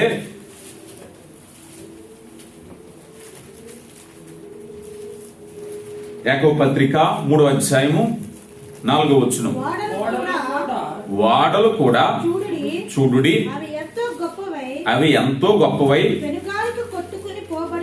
తొనిగాలికి కొట్టుకుని పోబడినను నడుపువాని ఉద్దేశము చొప్పున మిక్కిలి చిన్నదగు చుక్కాని చేత త్రిప్పబడును. చూడండి అమ్మా, చిన్నప్పుడు మీరు ఎవరికైనా ఉందో ఎక్స్పీరియన్స్ లేదో నాకు తెలియదు కానీ, సైకిల్ దొక్కి నేర్చుకునేటప్పుడు కష్టమయ్యేటప్పుడు బస్సులు, పెద్ద లారీలు చూసి, అమ్మో ఈ సైకిలే నడపలేకపోతున్నాను, రేపొద్దుట అంత పెద్ద లారీ ఎలా నడుపుతారాళ్ళు, అంత పెద్ద బస్సు ఎలా నడుపుతారాళ్ళు, నిజంగానే అనిపిస్తూ ఉంటది కదా. కానీ నేర్చుకున్న తర్వాత తెలిసింది ఏంటంటే సైకిల్ మీద అయ్యే సులువుగా ఉంటాయి. అవునా కాదా? సైకిల్ మీద అదే సులువుగా ఉంటది. కారణం ఏంటి? Just operation. ఇప్పుడు ఎంత లారీ ఉందో అంత ప్రయత్నం ఏం చేయక్కర్లేదు. నీకు ఇవ్వబడినటువంటి ఫంక్షన్స్ ఏమున్నాయో వాటిని ఆపరేట్ చేస్తే ఇదంతా పరిగెడుతుంది. అది విమానమైనా, షిప్ అయినా, మరొకటైనా, ఏదైనా. ఈరోజు నీ వ్యక్తిత్వం ఎంత గొప్పదైనా, నీ ఆదాయం ఎంత గొప్పదైనా, నీ ఉద్యోగం ఎంత గొప్పదైనా, నీ పేరు ప్రఖ్యాతులు ఎంత గొప్పదైనా, ఒక చిన్న బలహీనత నిన్ను, నీ వ్యక్తిత్వాన్ని, నీ జీవితాన్ని పాడు చేసేస్తుంది కదా. గొప్పవాడేనండి ఈ చిన్న బలహీనత. మనిషిని గౌరవించడం రాదండి, మనిషిని తోలనాడేస్తారండి, లేకపోతే ఇంకొకటి ఏదోనండి, కోపిష్టిగా మాట్లాడతారండి, నోటి మాట సరిలేదండి, యథార్థంగా ఏదైనా సరే ఒక చిన్న బలహీనత మనిషిని నిర్దేశించేస్తుంది కదా. అంటే అతిపెద్ద వాడ చుక్కాని, ఇట్స్ అబౌట్ కంపాస్, ఇది నిర్ణయిస్తుంది అది ఏ డైరెక్షన్ లో వెళ్ళాలనేటువంటిది. ఒక చిన్న యంత్రం, ఒక చేతిలో పట్టే అంత యంత్రం ఒక ఊరంత ఓడను డిసైడ్ చేస్తూ ఉంటది, హౌ ఇట్ లీడ్ అని. అలాగా మానవ జీవితాల్లో నువ్వు ఎంత శక్తివంతుడు అయినా నీ బలహీనత ఏం చేస్తుందయ్యా అన్నట్లయితే నువ్వు వెళ్ళవలసినటువంటి మంచి గమ్యాన్ని నుంచి చెడ్డ ఫలితానికి నడిపించేస్తుంది. ఒక చిన్న మిస్టేక్, అది సరి చేసుకోకపోతే, అది సరిదిద్దుకోకపోతే, దిగు వచనాలు చూడండి. అలాగుననే నాలుక కూడా చిన్న అవయవమై బహుగా అదిరిపడును, ఎంత కొంచెము నిప్పు ఎంత విస్తారమైన అడవిని తగలబెట్టును. ఈ మధ్య కాలంలో నాకు తెలిసి ఒక 1 year లోపే అనుకుంటా, ఆస్ట్రేలియాలో భయంకరమైన అడవి తగలబడిపోయింది. ఆ పిక్చర్స్ చూస్తే చాలా మనసు బాధక, ఎన్నో మూగ ప్రాణులు చనిపోయింది. వాటి దేహాలు చూస్తుంటే చాలా బాధ అనిపించేది. మేబీ అనుకుందాం కొన్ని వేలు లేదా లక్షల ఎకరాల్లో ఉన్నటువంటి అడవి తగలబడిపోయింది. అంటే ప్రపంచంలోనే అతిపెద్ద అగ్ని ప్రమాదాల్లో అది ఒకటిగా కొన్ని నెలల పాటు సాగింది. అది అగ్ని ప్రమాదం అంటే కొన్ని నెలల పాటు సాగింది. మనం అనుకుందాం ఇప్పుడు అంత పెద్ద అగ్ని ప్రమాదానికి ఎంత అగ్గి అవసరమై ఉంటది. మేబీ కొన్ని ట్యాంకర్లో పెట్రోల్ తీసుకెళ్లి ఉంటారా, లేదా ట్రైన్ వ్యాగన్స్ లో అగ్గినుప్పులు ఏమన్నా తీసుకెళ్లి ఉంటారా? ఏం జరిగి ఉంటది? మేబీ ఇట్స్ స్పార్క్, లేదంటే ఒక అగ్గిపుల్ల సరిపోతుంది కదా. సో నాలుక అలాంటిది అన్నట, ఎన్ని కొంపలన్నా కూల్చేస్తుందట, రైట్? ఎన్ని రిలేషన్స్ అన్నా పాడు చేస్తుంది, ఎన్ని గాయాలన్నా చేస్తుంది కదా. సామెతల గ్రంథంలో కత్తిపోటి వంటి మాటలు పలుకువారు కలరు. ఎందుకనంటే ఒక కత్తితో పొడి చేస్తే ఏ డాక్టర్ కుట్లేసి నయం చేసేస్తాడు. మాటల గాయం ఎప్పుడు కూడా తగ్గదట. అది అంటే మోస్ట్ డేంజరస్ వెపన్ కదా. అంటే ఒక్కసారి మాట్లాడేటప్పుడు ఒక క్రైస్తవుడిగా ఎప్పుడైనా సరే నేను పొరపాటు నా మాట అన్నాననే స్థితికి నువ్వు రాకూడదు అనేది దేవుని వాక్యపు ఉద్దేశం. దాన్ని నియంత్రించాలి. దాన్ని నియంత్రించకపోతే ఎంత చిన్న నిప్పు ఎంత విస్తారమైన అడవిని తగలబెట్టేసిందో ఈరోజు నీ జీవితంలో నీ మాట అంత ప్రభావాన్ని చూపిస్తూ ఉంటది. ఈ దిగువ వచనాల్లో మనం చూస్తే నాలుక అగ్నియే, నాలుక మన అవయవంలో ఉంచబడిన పాప ప్రపంచమై సర్వ శరీరమునకు మాలిన్యము కలుగుచు ప్రకృతి చట్రమునకు చిచ్చు పెట్టి అది నరకము చేత చిచ్చు పెట్టబడదు. సర్వ శరీరం, మనిషి ఖరీదైన బట్టలు వేసుకోవచ్చు, హుందాగా ఉండొచ్చు, ఆభరణాలతో ఉండొచ్చు, లేకపోతే డిగ్నిఫైడ్ గా ఉండడానికి ఏదైనా చేయొచ్చు. ఆ శరీరము, ఆ జీవితము ఆ నాలుక చేత మాలిన్యం చేయబడుతుంది. మాటే పాడు చేసేస్తుంది మనిషిని. చిన్నదే కదా, ఆ చిన్న మాటే మనిషిని పాడు చేసేస్తుంది. అందుకని మనిషి మాట్లాడడం నేర్చుకోవాలి. దిగువ వచనాల్లో అంటున్నారు కదా, ఇదిగో ఆ మృగ పక్షి సర్ప జల చరములలో ప్రతి జాతియు నరజాతి చేత కాజాలను సాధు ఆయను. ఈరోజు అన్ని జంతువులను మీరు తీసుకోండి, అన్ని కూడా మనిషి సాధు చేశాడు, మచ్చిక చేసుకున్నాడు. ఈరోజు సర్కస్ లో సింహాన్ని ఆడింతాడు, ఏనుగు చేత సైకిల్ దొక్కిస్తాడు, ఆఖరికి నీటిలో ఉన్నటువంటి డాల్ఫిన్స్ సైతం బాలాట ఆడించగలుగుతున్నాడు. అన్నిటినీ మనిషి సాధు చేశాడట. కానీ సాధు చేయలేనిది ఒకటి ఉందట, అదే నాలుకట. ఎంత స్పష్టంగా ఉందో చూడండి. ఏ నరుడు నాలుకను సాధు చేయనేరడు. ఎవరికి మాట ఏందంట? నాలుక కదా. నాలుగుకి కోపం ఎక్కువ, నాలుగుకి ఆవేశం ఎక్కువ, నాలుగుకి అసూయ ఎక్కువ, నాలుగుకి ఆనందం ఎక్కువ, అన్ని ఎక్కువే. నియంత్రించలేరట. అలాగని సాధ్యం కాదని చెప్పట్లేదు గ్రంథం. నాలుకను నువ్వు సాధ్యం చేయలేవు, సాధు చేయలేవు. దేవుని సహాయం చేత చేయగలుగుతా. నీ నాలుకను దేవుని వాక్యం చేత అభ్యాసం చేయాలి. నీ నాలుక ప్రార్థించే నాలుగుగా ఉండాలి. నీ నాలుక స్తుతించే నాలుకగా ఉండాలి. నాలుకకు ఒక అభ్యాసాన్ని పెట్టేస్తావు. నీ నాలుక దీవించేదే గాని శపించేది కాదు. నీ నాలుక అభ్యాసం చేత, దేవుని సహాయం చేత అది ఎప్పుడైతే నడిపించబడుతుందో అది దీవెనకరమైన అవయవంగా మారుతుంది. అందుకనే మీరు క్షేమాభివృద్ధి కలిగే మాటలే కానీ సరస్వక్తులైనను మరే మాటలు పలకడానికి వీల్లేదు. ఎవరు చెప్పారు? దేవుడు చెప్పారు, వాక్యం చెప్తుంది. నేను అభ్యాసం చేస్తున్నాను. ఈ అభ్యాసం నా వల్ల కాదు గాని దేవుని సహాయము వలన ఇది సాధ్యమవుతుంది. చాలా కుటుంబాల్లో మనం చూస్తూ ఉంటాం, అయ్యా సొంత అన్నదమ్ములే ఒక 10 ఏళ్ల నుంచి మాట్లాడుకోవట్లేదు. ఏమయ్యా మూలంలోకి వెళ్ళి ఏం జరిగింది, మీకు నష్టం, ఏ ఆస్తి తగాల? ఆస్తి తగాదాలు ఏమీ లేవండి. ఒకరినొకరు పొడి చేసుకున్నారా? అదేమీ లేదండి. ఆ రోజు అన్న ఆ మాట కోసం ఈ రోజు దాకా నేను మాట్లాడట్లేదు. ఏంటంటే కారణం ఏమిటట? ఆ రోజు ఒక మాట అన్నారట, ఆ మాట 10 ఏళ్ళైనా కూడా ఈ 10 ఏళ్లలో సంతోషాలు లేవు, ఆనందాలు లేవు, రాకపోకలు లేవు, శుభకార్యాలు లేవు. చేసిన ఒక చిన్న మాట, ప్రియులారా గమనిస్తున్నారా? చిన్న మాటలు చేసేటువంటి నష్టాలు. ఈ మాట వరకే పరిమితం కావద్దు సుమా. అన్ని విషయాలను గురించి మనం చూస్తూ చిన్న విషయాల గురించి మనం చూస్తున్నాం. ఆ మాటలు దిగువ భాగాలు అంటారు కదా, అదే నాలుకతో దేవుని స్తుతించి అదే నాలుకతో మనిషిని పోలికిన దేవుని పోలికుంటున్న మనిషిని శపిస్తారట.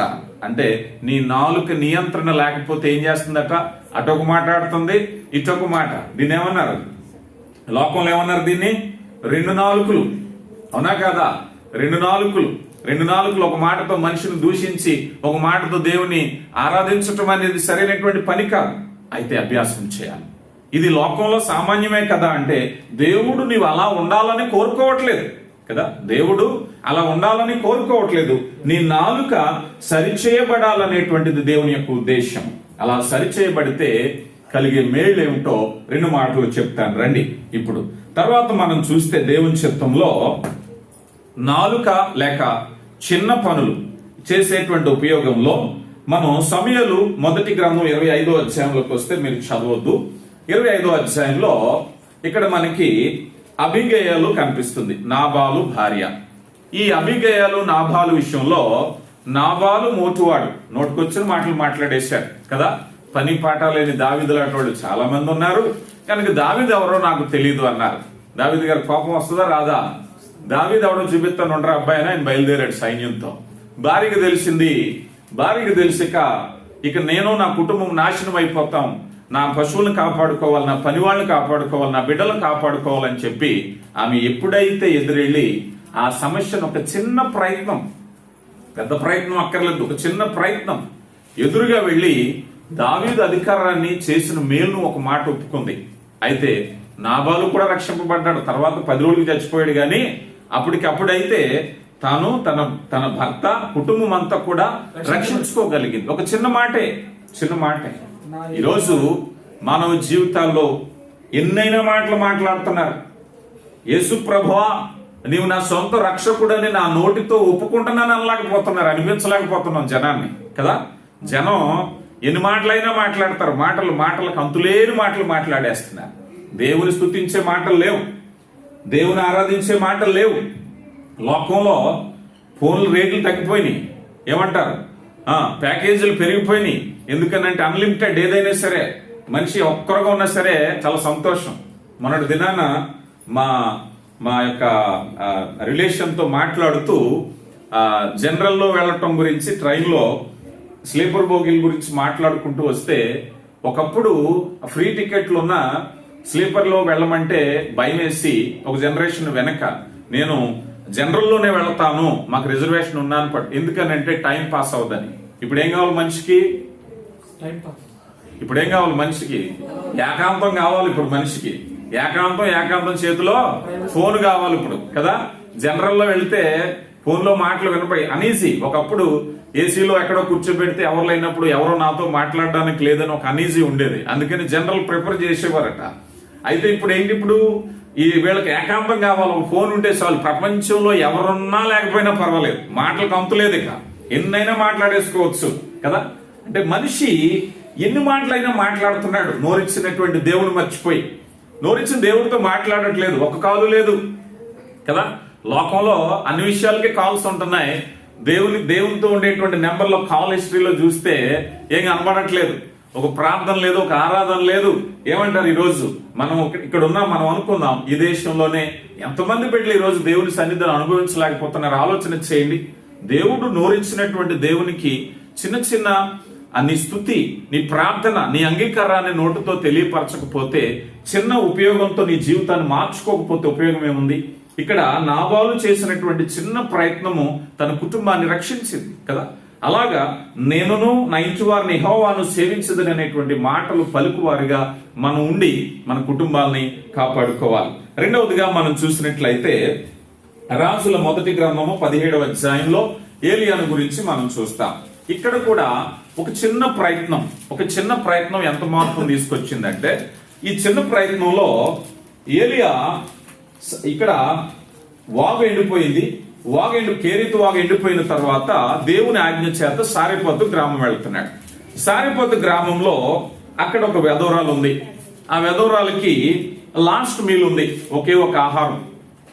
ఆ రోజు ఆహారంతో తన కుమారుడు తిన్న తర్వాత చనిపోవటమే, ఇక అవకాశం లేదు. ఆ సమయంలో దైవజనుడు వెళ్ళి, అమ్మా నాకు కొద్దిగా ఆహారం పెట్టు అన్నాడు. ఏ కారణాలను ఆమె ప్రభావితమైందో మనకు తెలియదు, కానీ తనకున్నంతలోనే కొంత ఇవ్వాలని ఆశపడింది.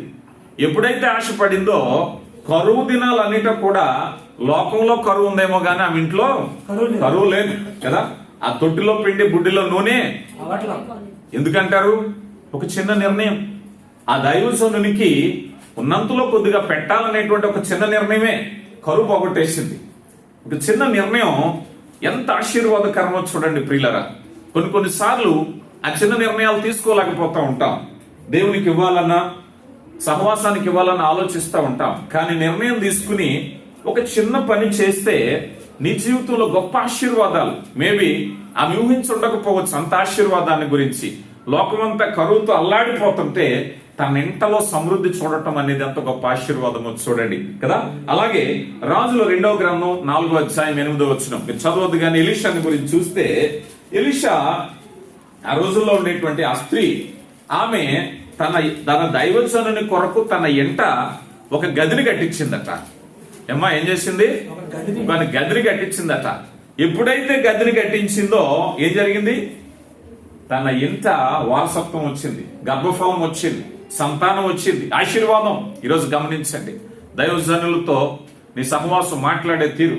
కొన్నిసార్లు మనం చాలా మందితో, స్నేహితులతో మాట్లాడతాం, ఇరుగు పొరుగు వాళ్ళతో, యజమానులతో మాట్లాడతాం. దైవజనులతో మాట్లాడడానికి చాలా తక్కువ సమయాన్ని కేటాయిస్తాం. మాట్లాడాలి. దైవజనులతో మాట్లాడటం ఆశీర్వాదకరం కదా. వారితో మాట్లాడాలి, మంచి చెడ్డలు చెప్పుకోవాలి, ఆత్మీయ సహవాసం కలిగి ఉండాలి, ఆత్మీయ భావాన్ని కలిగి ఉండాలి. జీవితంలో దేవుడు తల్లిదండ్రులు ఇచ్చారు, స్నేహితుల్ని ఇచ్చారు, బంధువుల్ని ఇచ్చారు, అలాగే నీకు ఒక దైవజనుడిని ఇచ్చారన్న విషయాన్ని కూడా నీవు మర్చిపోకూడదు. అలాగా చిన్న విషయాలు చేసేటువంటి మేలులో ఇంపార్టెంట్ మరొకటి ఏమిటంటే, మత్తయి సువార్త 15వ అధ్యాయంలో అక్కడ అనేక వేల మంది కూర్చున్నారు. యేసు ప్రభు వారు వారికి వాక్యం చెప్తూ ఉన్నారు. చాలా దినాలు అయిపోయింది, ఇప్పుడు వారికి ఆహారం కావాలి అని అంటే అడుగుతున్నారు ప్రభువారు, మీలో ఎవరి దగ్గరైనా ఏమైనా ఉందా? రైట్. ఎవరి దగ్గరైనా ఏమైనా ఉందా అని అంటే సాధారణంగా మనకు ప్రశ్న వస్తుంది, ఈయన అద్భుతాలు చేయగలిగిన ప్రభు మళ్ళీ వాళ్ళని అడగటం ఎందుకనంటే, దేవుని కార్యాల్లో దేవుని శక్తికి మానవ విశ్వాసం ఎప్పుడు కూడా జతపరచబడాలి. రైట్. అన్ని వేల మందిలో ఏ చిన్న విశ్వాసం జతపరచబడినా అద్భుతం జరుగుతుంది. ఇందాక మనం చూసాం, ఎప్పుడైతే ఆమె విశ్వాసంతో ఒక కార్యము చేసిందో కరువు దినాల్లో సమృద్ధిని చూడటం చూసాం. ఇక్కడ కూడా అక్కడ ఉండేటువంటి అనేక మందిలో ఒక చిన్న పిల్లవాడు, అంటే ఒక బాబు తన లంచ్ బాక్స్, అంటే పెద్దవాళ్ళకి సరిపోని ఆహారం. అది చిన్నపిల్లాడు అంటే చిన్నపిల్లల ఆహారం వేరు, పెద్దోళ్ళ ఆహారం వేరు కదా. అదే ఆహారం పెద్దోళ్ళకి ఇస్తే మేబీ సరిపోదు వాళ్ళకి. ఈ చిన్నపిల్లవాడు ఆహారం ఇచ్చాడు. అయ్యా నా దగ్గర 2 చేపలు 5 రొట్టెలు ఉన్నాయి అన్న. వీటితో అనేక వేల మందికి సమృద్ధి అయిన ఆహారాన్ని దేవుడు ఏర్పాటు చేశాడు. ఇప్పుడు ప్రశ్న ఏమిటంటే, అక్కడ ఉండేటువంటి వేల మందిలో బహుశా ఇలాంటి ఆహారం లేకపోతే అన్నం మూట కట్టుకుని తెచ్చుకున్న వాళ్ళు, లంచ్ బాక్స్ తెచ్చుకున్న వాళ్ళు ఎవరైనా ఉండుంటారా? ఉండరా? ఖచ్చితంగా ఉంటారు. మరి ఎందుకు ఇవ్వలేదు వాళ్ళు? రైట్. ఎందుకు ఇవ్వలేదు? మేబీ ఇంకొక కారణం కూడా ఉండొచ్చు అనుకుంటున్నాను. కారణం ఏమిటంటే, రైట్, నేను ఎందుకు అనుకుంటున్నానంటే, ఇన్ని వేల మంది ఉండగా ఆయన అడుగుతున్నప్పుడు బహుశా మనమే అనుకుందాం, ఒక 1000 మందికి ఆహారం పెడుతున్నాము, మీరు ఎవరైనా మన సంఘంలో 1000 మందికి భోజనాలు కానుకలు ఇవ్వండి అన్నాం అనుకో, ఏదైనా 100 కేజీలు బస్తాలో, లేకపోతే ఒక 25 కేజీలు కందిపప్పు, ఏమన్నా ఒక 10,000-15,000 ఇస్తే బాగుంటది, కానీ నా దగ్గర ఉన్నటువంటి ఒక 100 రూపాయలు ఇస్తే నామోషిగా అనిపిస్తుంది కదా, మేబీ అనుకోవచ్చు కదా, ఏదో ఒక ఆటంకం అనుకోవచ్చు కదా, దానికి తగ్గ ఆ లెవెల్ కానుక నేను ఇవ్వలేకపోతున్నానేమో, ఈ చిన్న సహాయం వల్ల ఏమవుతుందిలే, నామోషిగా ఉంటది, ఇక్కడ చూస్తే వేలాది మంది కూర్చున్నారు, నా దగ్గర ఒక లంచ్ బాక్స్ ఇస్తే నవ్వులాటగా ఉంటుందని మేబీ కొంతమంది అలాంటి ఫియర్ ఉండొచ్చు. అంటే నీ దగ్గర ఉన్నది యాజ్ ఇట్ ఈజ్ గా దేవునికి ఇస్తే అది ఎప్పటికీ ఆశీర్వాదమే. దేవుడు గొప్ప విషయాలు అడగట్లేదు. 2 కాసుల ఉదాహరణలో కూడా అదే చూసాం. తన దగ్గర ఏదైతే ఉందో అది ఇమ్మని దేవుడు అడిగాడు, రైట్, అంతే కదా. గొప్ప విషయాలకి గొప్ప కార్యాలు చేయమని కాదు, నీ దగ్గర ఏదైతే ఉందో అది ఇస్తే దానితో గొప్ప కార్యం జరుగుతుంది, అది దేవుడి ఉద్దేశం, రైట్. నీ దగ్గర ఏదుంది, ఇప్పుడు ఆ చిన్న పిల్లవాడు తన దగ్గర ఉన్నటువంటిది ఇచ్చాడు. మిగిలిన వాళ్ళు ఎందుకు ఇవ్వలేకపోయారంటే, మనం అనుకున్నట్టు స్వార్థం కావచ్చు, మనం అనుకున్నట్టు వాళ్ళకి వాళ్ళు షేమ్ ఫీల్ అవ్వచ్చు. ఇంతమందికి ఆహారం ఇవ్వమంటే ఏదో ఒక పూట భోజనం ఇస్తే ఎలా ఉంటది, అట్లీస్ట్ ఒక 100 కేజీలు బియ్యం ఇస్తే బాగుంటది, కానీ సూటబుల్ గానీ ఈ చిన్నది ఇస్తే నామోషిగా ఉంటది, అందరూ నవ్వుతారు, ప్రభు అడిగారంటే ఇలాంటిది ఇస్తావా, ఇస్తే మంచిది ఇవ్వాలి కదా అనుకుంటారని చెప్పి ఉన్నది ఇవ్వకుండా ఉన్న వాళ్ళు చాలా మంది ఉండొచ్చు, రైట్. కానీ ఉన్నది ఉన్నట్టుగా యాజ్ ఇట్ ఈజ్ గా ఇవ్వటానికి ఆ బిడ్డ ఎప్పుడైతే ఇచ్చారో సమృద్ధిని చూశారు, రైట్. అంటే ఒక చిన్న పని వేలాది మంది ఆకలి తీర్చింది. ఈ రోజు నువ్వు చేయగలుగుతున్నావా? ఒక చిన్న పని, నీ దగ్గర ఉన్నది ఏదైతే అది, అయ్యో నా చదువు లేదు, నాకు తలంతు లేదు, నాకు స్టేజ్ ఫియర్ ఉంది, మరొకటి ఉంది, నేనేం చేయలేకపోతున్నాను, తక్కువ జీతం, తక్కువ సమయం, what ever it may be, ఏదైనా కావచ్చు, నీ దగ్గర ఉన్నది ఎప్పుడైతే ప్రభు కొరకు ఇవ్వటానికి ముందుకు వస్తున్నావో అదే అనేక మందికి ఆశీర్వాదకరం. మన ప్రారంభంలో అనుకున్నాం, అయ్యో ఇంతమంది ఉన్నారు, నేను రాకపోతే ఏమైనా ఉపయోగం అంటే, నీవు రావటం వల్ల ఏం ఉపయోగం ఉందో నీకేం తెలుసు, దాని వెనక దేవుని కార్యం ఏమిటో, నువ్వు ఎంతమందికి ఆదర్శంగా ఉండబోతున్నావో, దానివల్ల జరిగే ఆత్మకార్యం ఏమిటో, నిన్ను చూసి ఎంతమంది ఇన్స్పైర్ అవుతారో, నీ ప్రార్థనకు దేవుడు ప్రతిఫలం ఇస్తున్నారు, అనేక విషయాలు అందులో ఇమిడి ఉంటాయి నువ్వు రావటం వల్ల. ఒకవేళ నీకు ఏది చేత కాదనుకుంటే నీ దైవ సన్నిధి ద్వారా నీకు ఉపయుక్తమైన అనేకమైన బలమైన మాటలు నీతో మాట్లాడుతుంటుండగా అనేక మంది అవి మాటలు విని వాళ్ళు కూడా దీవించబడతారు. దీనివల్ల అనేకమైన ఉపయోగాలు ఉంటాయి. నీ దగ్గర ఏదైతే ఉందో అది వినియోగించటం అనేది ఆశీర్వాదకరం.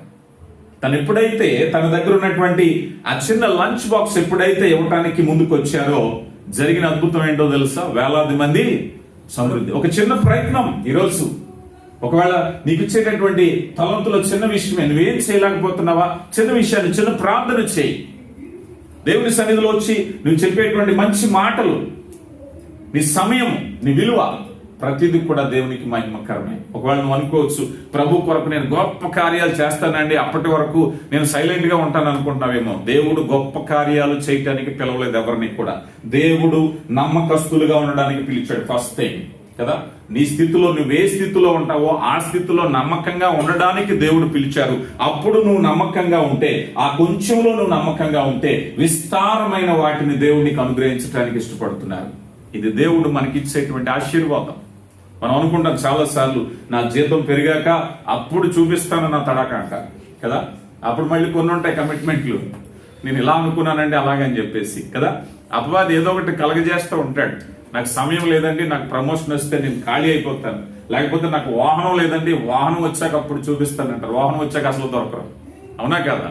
అలాంటి ఎక్స్పీరియన్సెస్ ఎన్నో చూస్తున్నామా లేదా కదా. ఇలాంటి పరిస్థితులు కనుక రేపు అనేది కాకుండా ఈ రోజు నీవున్నటువంటి స్థితిలో నీవు దేవుని కొరకు ఉపయోగపడాలి. 2 కాసులు వేసినటువంటి బిడ్డను దేవుడు ఆశీర్వదించారు. ఆమె గొప్పగా వేసిందని కొనియాడా. కనుక నీ దగ్గర ఏదైతే ఉందో దాన్ని వినియోగించటం, ముఖ్యంగా చిన్న విషయాల్లో ఏదైతే ఉందో దాన్ని సద్వినియోగపరచుకోవటం. ఏది కూడా చిన్న విషయాలను బట్టి నష్టపోకుండా, చిన్న విషయాలను బట్టి దీవించబడాలనేటువంటి దేవుని యొక్క మాటల చేత మనం ఆదరించబడదాం. అలా చేసినప్పుడు మన ఆత్మీయ జీవితాల్లో ఏ చిన్న విషయాలను బట్టి తొట్టిల్లిపోవద్దు, ఏ చిన్న విషయాలను బట్టి ఆశీర్వాదాన్ని కోల్పోవద్దు, ఏ చిన్న విషయాన్ని కూడా నిర్లక్ష్యం చేయవద్దు. అది సోమరితనమే కావచ్చు, వ్యసనమే కావచ్చు, ఇందాక మనం అనుకున్నట్టు 4 మాటే కావచ్చు, మనం చేయగలిగిందే కావచ్చు, ఏదైనా సరే సద్వినియోగపరుచుకుని దేవుని చిత్తంలో మహిమకరమైనటువంటి కార్యాలు చేయటానికి దేవుడు పిలిచారు. రేపటి దినాన ప్రతి చిన్న విషయం కదా. కొరింథీ పత్రికలో పౌలు గారు అంటున్నారు, నీ దేహంతో జరిగించని క్రియలు మంచివైనను సరే చెడ్డవైనను సరే క్రీస్తు న్యాయపీఠం ఎదుట హాజరవ్వాలా వద్దా? హాజరవ్వాలా వద్దా? మాటలకు జవాబు చెప్పాలా లేదా? ఆ చిన్న విషయమే కదా ప్రభువా అనుకుంటే కుదురుతుందా? కుదరదు కదా.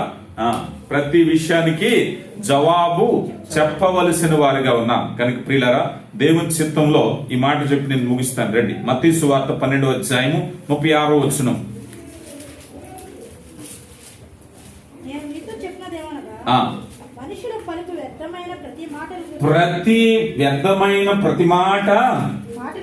మాటను గూర్చి విమర్శ దినమున చెప్పవలసి ఉండును.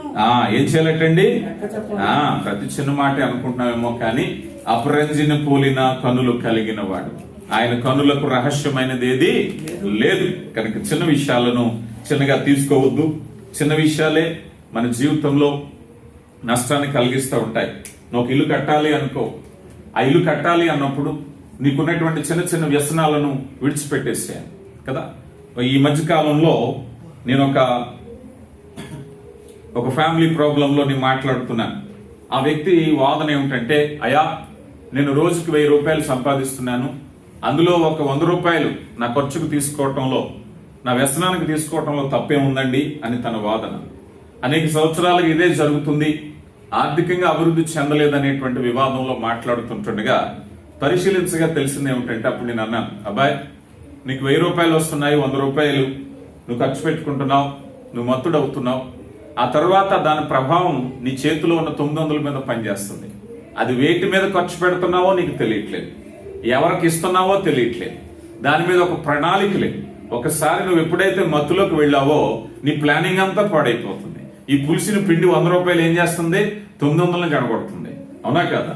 ఈ పులిసిన పిండి 100 రూపాయలు ఏం చేసింది? ఇప్పుడు 900 పాడు చేసేసింది.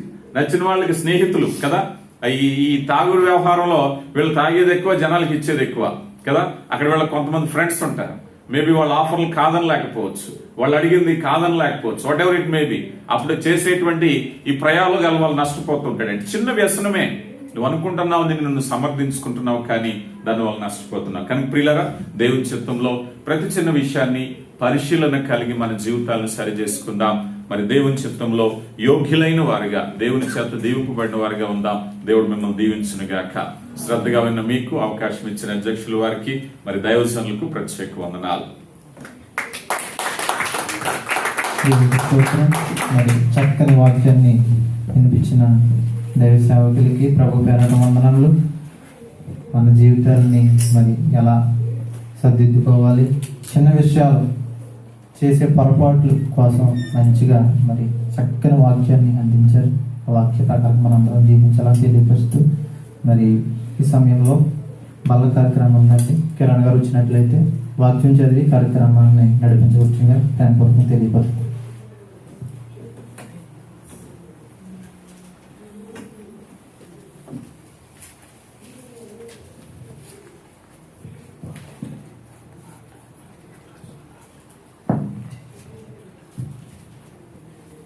దేవుని నమ్మని కొండాలు, దైవజనుల కొండాలు, కుడి వచ్చిన ఆత్మీయులైన మీ అందరికీ వందనాలండి.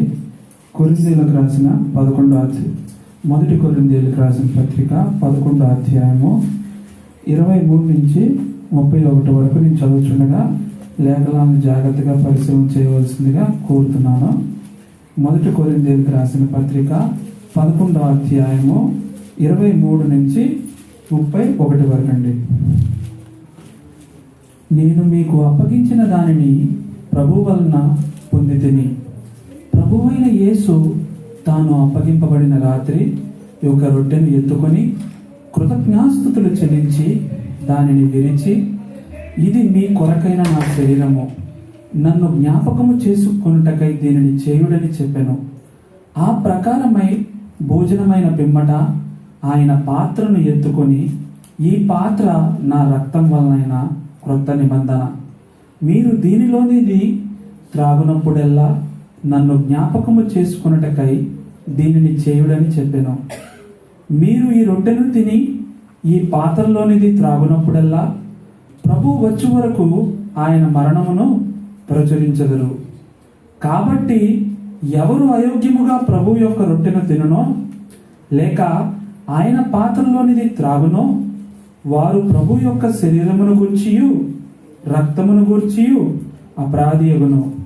కాబట్టి ప్రతి మనుష్యుడు తనను తాను పరీక్షించుకొనవలెను. అలాగు చేసి ఆ రొట్టెను తిని ఆ పాత్రలోనిది త్రాగవలెను. ప్రభు శరీరమని వివేచింపక తిని త్రాగువారు తనకు శిక్షావిధి కలుగుటకే తిని త్రాగుచున్నారు. ఇందువలననే మీలో అనేకులు బలహీనులను రోగులునై ఉన్నారు. చాలా మంది నిద్రించుచున్నారు. అయితే మనలను మనమే విమర్శించుకుని ఎడల తీర్పు పొందకపోదుము. మరి ఈ చదవబడిన మాటల్లో మనము ప్రతి నెలలో ప్రతి మొదటి వారం మనం అందరం బల్లా కార్యక్రమాన్ని మనం తీసుకుంటున్నాం. ఇది మనం ఎలా తీసుకోవాలి? ఎవరికి వారమే పరీక్షించుకొని పరిశోధించుకొని పరిశీలించుకొని నేను ఎలా ఉన్నాను, నేను ఎలా జీవించాను. ఇది మామూలుగా మన షాపుల్లో దొరికే రొట్టె ద్రాక్షరసం కాదండి. దీని వెనక ప్రభువైన యేసుక్రీస్తు వారు తండ్రి చిత్తాన్ని నెరవేర్చడానికి ఎంత ప్రయాసపడ్డారో, ఎంత భారాన్ని మోసారో, దీని వెనకాల ఉన్న ఆ త్యాగాన్ని మనం గుర్తుంచుకొని మనకు మనము విమర్శించుకొని, నేను ఏ విషయంలోనైనా ఎక్కడైనా కూడా ఏ పొరపాటులో నేనేదైనా ఏ బలహీనతల్లో కూడా నేను ఉన్నట్లయితే నన్ను నేను పరీక్షించుకొని మనమందరం కూడా పరీక్షించుకొని యోగ్యత కలిగి ఆ పాత్రలో చేపెట్టాలని. ఎందుకంటే ఇక్కడ చూడండి 27లో ఎవరు అయోగ్యముగా ప్రభు యొక్క రొట్టెను తినునో లేక ఆయన పాత్రలోనిది త్రాగునో వారు ప్రభు యొక్క శరీరమును గూర్చియు రక్తమును గూర్చియు అపరాధియగును. మనము ఆచారము అలవాటు నామకార్థంగా కాకుండా దీనిని జాగ్రత్తగా మనము విమర్శించుకొని తీసుకోవలసిందిగా నన్ను నేను హెచ్చరించుకుంటూ మిమ్మల్ని అందరినీ హెచ్చరిస్తూ ఈ అవకాశం ఇచ్చిన దేవాదేవునికి వందనాలు, సేవకులకు వందనాలు, మీ అందరికీ వందనాలు.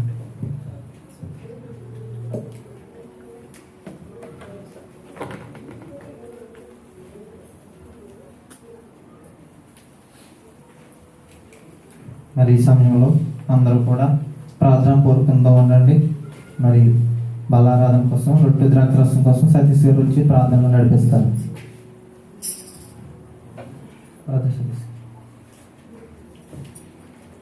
బ్రదర్ సుందర్ గారు వచ్చి ప్రార్థనలు నడిపిస్తారు.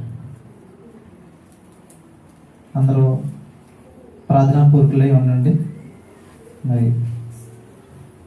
ప్రార్థన చేసుకున్నామండి. అందరూ కూడా ప్రార్థన పూర్వకులై. పరలోకమందున మా కన్న తండ్రి, నీకు లెక్కలేని స్తోత్రాలు ప్రభువా. దయగల తండ్రి, కృపల దేవ, ఇదిగో తండ్రి గడిచిన నెలంతయు తండ్రి నువ్వు కాచి కాపాడి ప్రభువా. గత నెలలు తండ్రి మేము ప్రభువా రొట్టె ద్రాక్షరసం తీసుకుని తండ్రి అయ్యా ఇదిగో యథార్థంగా ఉన్నామని నమ్ముచున్నాం ప్రభువా. అట్టి రీతిగానే ప్రభు ఇదిగో తండ్రి ఈ యొక్క రొట్టె ద్రాక్షరసం ప్రభువా మేము తీసుకుంటుండగా తండ్రి అయ్యా ఇదిగో ప్రభువా మమ్మల్ని మేము జ్ఞాపకం చేసుకుని మమ్మల్ని మేము బలపరుచుకుంటూ మమ్మల్ని మేము కాపాడుకుంటూ మా శరీరాన్ని పాపానికి కానీ ఇదిగో ప్రభువా దేనికి కూడా ప్రభువా లోపరచుకోకుండా తండ్రి నీ వాక్యానికే ప్రభువా నీకే తండ్రి మేము ప్రాధాన్యత ఇచ్చి ప్రభువా వాక్య ప్రకారంగా జీవించి తండ్రి అయా నీవు మళ్ళీ ఇదిగో తండ్రి త్వరగా వస్తానని చెప్పావు ప్రభువా. నీవు వచ్చినంత వరకు ఈ యొక్క రొట్టె ద్రాక్షరసాన్ని ప్రభువా జ్ఞాపకం తీసుకుంటూ ఉండమని చెప్పవయ్యా. తీసుకున్న ప్రతి ఒక్కరు కూడా తండ్రి నీకు సాక్షులుగా ప్రభువా నీ వాక్యాన్ని ప్రకటించే భాగ్యం దయచే తండ్రి. అందరము కూడా ప్రభువా ఐక్యత ప్రేమ సమాధానంతో తండ్రి నీ వాక్యాన్ని ప్రభువా ఇదిగో తండ్రి అనేకమైన ప్రభువా ఇదిగో తండ్రి ఆత్మల్ని రక్షించే విధంగా ఉండే భాగ్యం దయచిన దేవా మీ కృప చూపించండి తండ్రి. అయ్యా ఇంతవరకు నీ సేవకులు మంచి వర్తమానాన్ని మాకు దయచేశారు ప్రభువా ఇదిగో తండ్రి. ఆ వాక్య ప్రకారంగా మేము అందరం జీవించాలి ప్రభువా ఇదిగో తండ్రి. వాక్యమే ప్రభువా సర్వలోకం ఇదిగో తండ్రి మమ్మల్ని చేర్చేది ప్రభు పరలోకం తండ్రి. వాక్య ప్రకారంగా మేము జీవించాలయ్యా ఇదిగో మంచి వాక్యాన్ని ప్రభువా నీ సేవకు ద్వారా మేము విన్నామయ్యా. వాక్య ప్రకారంగా తండ్రి మేము జీవించాలి తండ్రి. అయ్యా ఇదిగో ప్రభువా ఈ రొట్టె ద్రాక్షరసం మేము తీసుకుంటుండగా తండ్రి అయ్యా ఇదిగో ప్రభువా మమ్మల్ని మేము పరీక్షించుకుని తండ్రి ఇంక అన్నాడు కూడా ప్రభు ఇదిగో తండ్రి ఏది తొట్టు తిరగకోకుండా తండ్రి ఈ నెలంతా కూడా ప్రభు ఈ నెలే కా తండ్రి మా జీవితాంతము కూడా ప్రభువా ఇదిగో తండ్రి నీ యొక్క రొట్టు ద్రాక్షరసనాలుగా నీ యొక్క రక్తాన్ని నీ శరీరాన్ని ప్రభావ మేము జ్ఞాపకం చేసుకునే భాగ్యం మాకు ఇదిగో దయచండి తండ్రి. అయ్యా ఇదిగో ప్రభావ మా కొరకు తండ్రి కలవరి సిలువలో ప్రభావ ఇదిగో తండ్రి బలియాగమే ప్రభావ నీ స్వరక్తాన్ని ఇచ్చి తండ్రి మమ్మల్ని అందరినీ కొన్నారు ప్రభావ. ఇదిగో తండ్రి అయ్యా ఇదిగో శరీరం ప్రభావ నీ శరీరాన్ని తండ్రి నలగొట్టబడ్డారు ప్రభావ. ఇది తండ్రి అయ్యా మేము జ్ఞాపకం చేసుకోవాలయ్యా ఈ యొక్క రొట్టె ద్రాక్షరసాన్ని ఇదిగో తండ్రి మేము తీసుకుంటుండగా ప్రభావ మీ కృప చూపించమని తండ్రి కాపుదల దయచేయమని ప్రభావ మమ్మల్ని మేము భద్రపరుచుకునే వారిని దయచేయమని క్రీస్తు నామములో తండ్రి ప్రార్థన అడుగుచున్నాం పరమ తండ్రి ఆమేన్. అందరూ కూడా మరి ప్రార్థనలో ఉండండి. అలాగే ఈ సమయంలో కొన్ని పాట పాడుతుంది, మరి రొట్టె ద్రాక్షరసం మీ దగ్గరికి వస్తుంది, తీసుకుని యోగ్యాల వారందరూ కూడా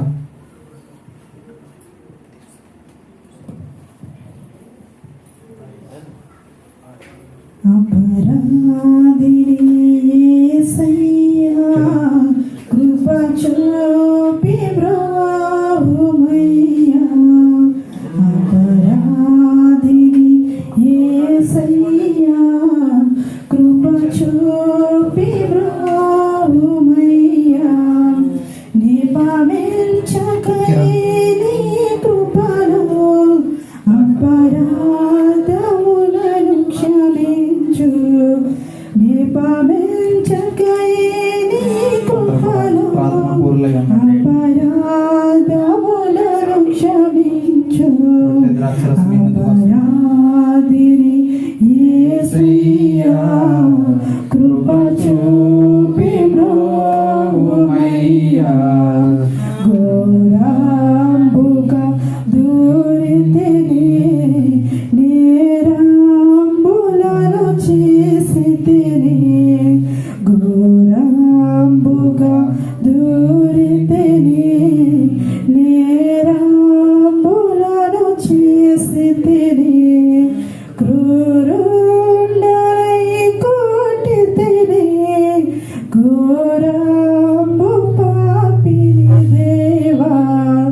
ఘోరండనై కొట్టితిని ఘోరంబు పాపిని దేవా. అపరాధిని యేసయ్యా కృప చూపి బ్రోమయ్యా. చిందితి రక్తమునకై పొందిన దెబ్బల చేత. చిందితి రక్తమునకై పొందిన దెబ్బల చేత. అపనిందలు మోపితినయ్యా సందేహమేలనయ్యా. అపనిందలు మోపితినయ్యా సందేహమేలనయ్యా. అపరాధిని యేసయ్యా కృప చూపి బ్రోమయ్యా. అపరాధిని యేసయ్యా కృప చూపి బ్రోమయ్యా. శిక్షకు పాత్రుడనయ్యా రక్షణ తెచ్చితివయ్యా. శిక్షకు పాత్రుడనయ్యా రక్షణ తెచ్చితివయ్యా. అక్షయ భాగ్యమునియా మోక్షము చూపితివయ్యా. అక్షయ భాగ్యమునియా మోక్షము చూపితివయ్యా. అపరాధిని యేసయ్యా కృప చూపి బ్రోమయ్యా.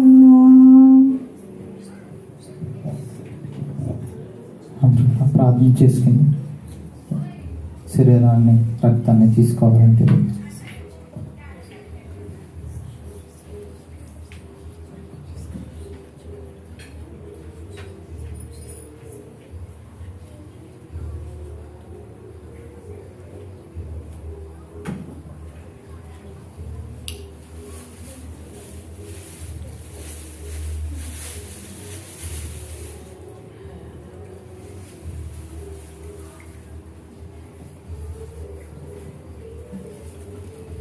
ఈ సమయంలో రాజకుమార్ అన్న గారు వచ్చి మరి రొట్టె ద్రాక్షరసం కోసం ఈ కార్యక్రమం కోసం ప్రార్థన చేస్తారు.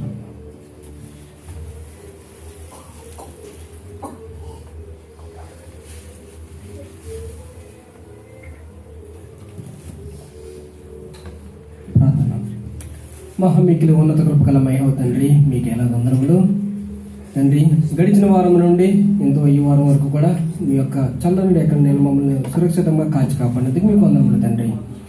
ఈ దినమున మేము ఇక్కడ కూడుకొని నిన్ను ఆరాధించుకున్నట్టుకు మాకు ఇచ్చినటువంటి మంచి అవకాశాన్ని బట్టి, తరుణాన్ని బట్టి మీకు వందనములు తండ్రి. ఇంతవరకు జరిగినటువంటి పాటల విషయంలోనూ, వాక్య పరిచయ విషయంలోనూ, నృత్య రాసే విషయంలోనూ మీరు తోడైనది మీకు వందనములు తండ్రి.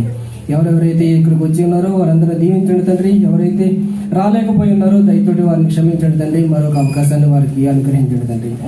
ఇక్కడ ఈ ప్రాంతంలో మేము ఉన్నంతసేపు మీ యొక్క దూతలను కావలిగా ఉంచి ఎటువంటి శోధనలు, దరిదాపులకు రాకుండా మీరు కాపాడండి మీకు వందనములు తండ్రి. అదేవిధంగా మేము చేయించున్నటువంటి ప్రతి పనిలోని మీరు తోడండి తండ్రి. మేము నడుచుతున్నటువంటి ప్రతి నడతలోని మీరు తోడండి తండ్రి. మేము మాట్లాడుతున్నటువంటి ప్రతి మాటలోని మీరు తోడండి తండ్రి. నాలుక చిన్నదే కానీ చాలా ప్రమాదకరమైనదే. ఇప్పుడే మీ దైవ సేవకుల చేత మాకు ఆ మాటను తెలియజేసి ఉన్నారు తండ్రి. నిజమే తండ్రి, మేము మాట్లాడుతున్నటువంటి ప్రతి మాట కూడా ఏది కూడా త్రుటిలో ఉన్నట్లు మీ కృపను అనుగ్రహించండి తండ్రి. ఒకవేళ ఎవరైనా పొరపాటును మాట్లాడినా వారిని క్షమించే గుణాన్ని మాకు అనుగ్రహించండి తండ్రి. అన్ని విషయాల్లోనూ మా జీవిత కాలమంతట్లోనూ నీ యొక్క కృప నుంచి, నీ యొక్క కృపతోట మమ్మల్ని కాల్చి కాపాడమని యేసు నామమున అడుగుతున్నాం పరమ తండ్రి, ఆమేన్. ప్రార్థన చేసిన అన్నగారు ప్రభు పేరట వందనములు. మరి సిస్టర్ గారు వచ్చి కాన్ఫిల్ పాట పాడాలని ప్రేమపూర్వకంగా తెలియపరుస్తున్నారు. అనుష సిస్టర్ గారు వచ్చి కాన్ఫిల్ పాట పాడాలి.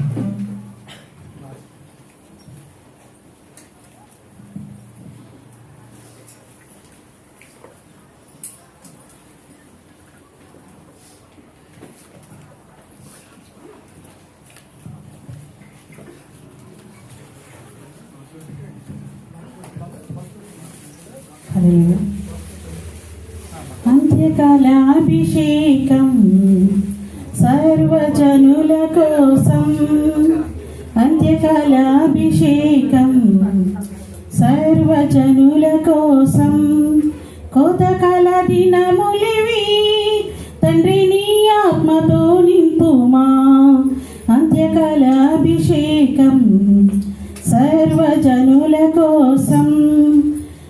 కోతకాల దినములివి తండ్రి నీ ఆత్మతో నింపుమా. మండే అగ్నల్లే రా దేవా, అన్య భాషలతో అభిషేకించు. ఎగసే గాలల్లే నన్ను తాకుమా, జీవనది వాళ్ళే ప్రవహించుమా. అంత్యకాల అభిషేకం సర్వజనుల కోసం. కోతకాల దినములివి తండ్రి నీ ఆత్మతో నింపుమా. ఎముకల లోయలోన గొప్ప సైన్యముని చూడగా, ఎముకల లోయలోన గొప్ప సైన్యముని చూడగా. నీ అధికారం దయచేయుమా, జీవమారమ్మని ప్రవచించేదా. ఎముకల లోయలోన గొప్ప సైన్యముని చూడగా.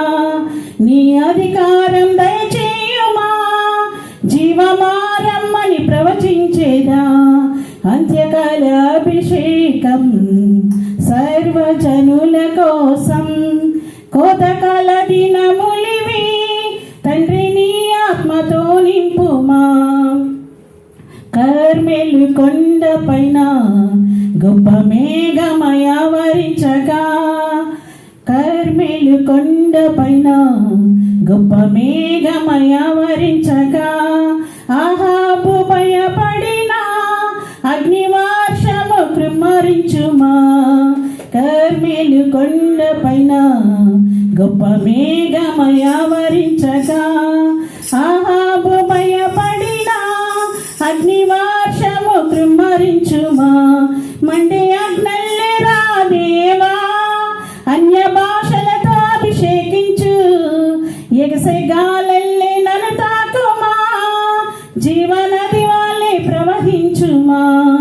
అంత్యకాల అభిషేకం సర్వజనుల కోసం. కోతకాల దినములి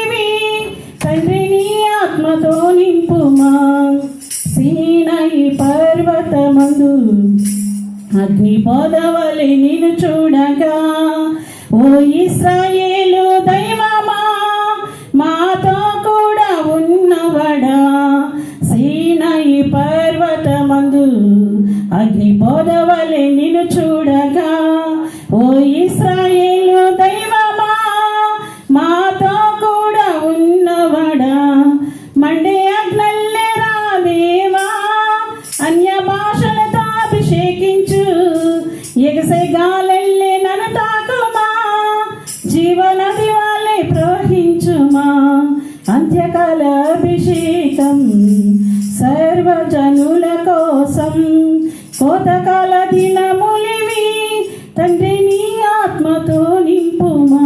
హల్లెలూయా.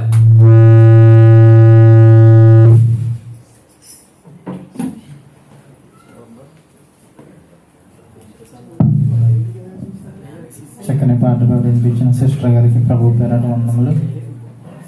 మరి ఎంతవరకు కూడా దేవుడి కార్యక్రమాన్ని అంతే ఆయన గీసిన నడిపించినందుకు లెక్కలని స్తోత్రం చెల్లించుకుంటూ మరి యొక్క సమయంలో నా సాక్ష్యం ఏంటంటేనండి, ప్రార్థన చేయండి నా కోసం. నాది ఎలా ఉందంటే ఎటు వెళ్ళాలో తెలియకోకుండా అయోమైన పరిస్థితిలో ఉంది మా మేడమ్మ మా ఇష్టంలోని. మరి మేడమ్మ బయటకు వదిలేసేలాగా ఈ అన్ని అనుదిన ప్రార్థనలో జ్ఞాపకం చేసుకోండి. మేడం ఒకవేళ పేపర్ ఇవ్వకపోతే ఇంకా ఇండియా వెళ్ళిపోతాను, వెళ్ళిపోయి మళ్ళీ ఎక్కువ ఇటుకో లేకపోతే ఎటు పట్టు ట్రై చేయాలి. ఎందుకంటే మరి నాకు ఇంటికాడ ఇల్లు నిమిత్తం అలాగే నా యొక్క కుటుంబ నిమిత్తం మేడం ఇచ్చి ఒక తక్కువ జీతం నాకు సరిపోవట్లేదు. అందుకోసం నేను బయటికి వెళ్ళాలని అనుకుంటున్నాను. మరి మేడంతో చెప్తే కుదరదని చెప్పేసి అన్నదండి. ఇంక మళ్ళీ ఇంకొక మే నెల లాస్ట్ని ఇంకొక లాస్ట్ ఛాన్స్ ఉంది.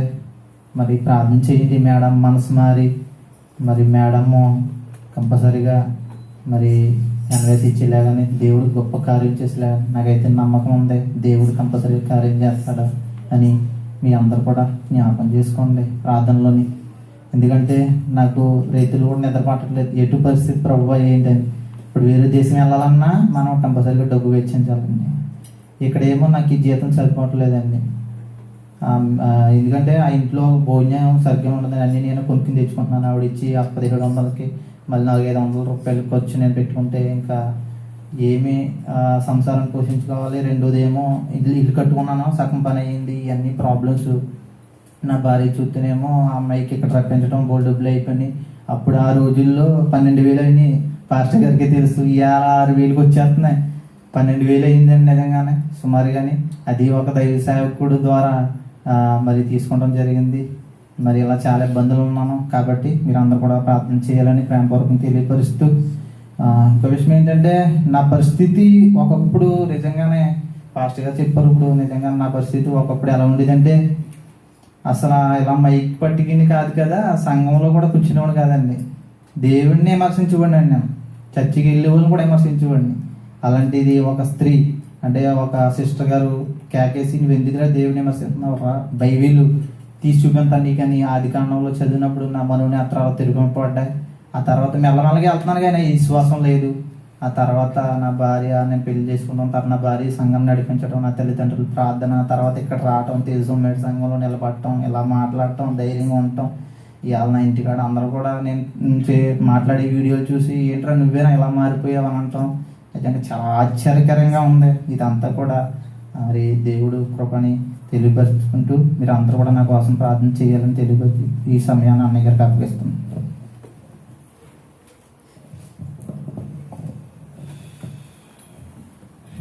దేవునికి మహిమ కలిగింది కాక.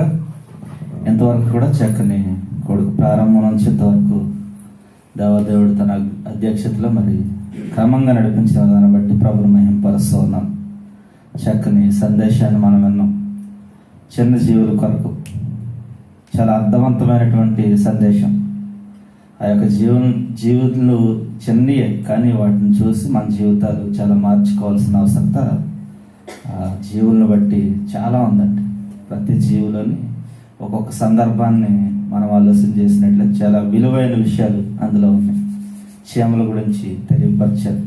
చీమలు చాలా చిన్నవే, అవి కాలేసి తొక్కితే చనిపోతాయి.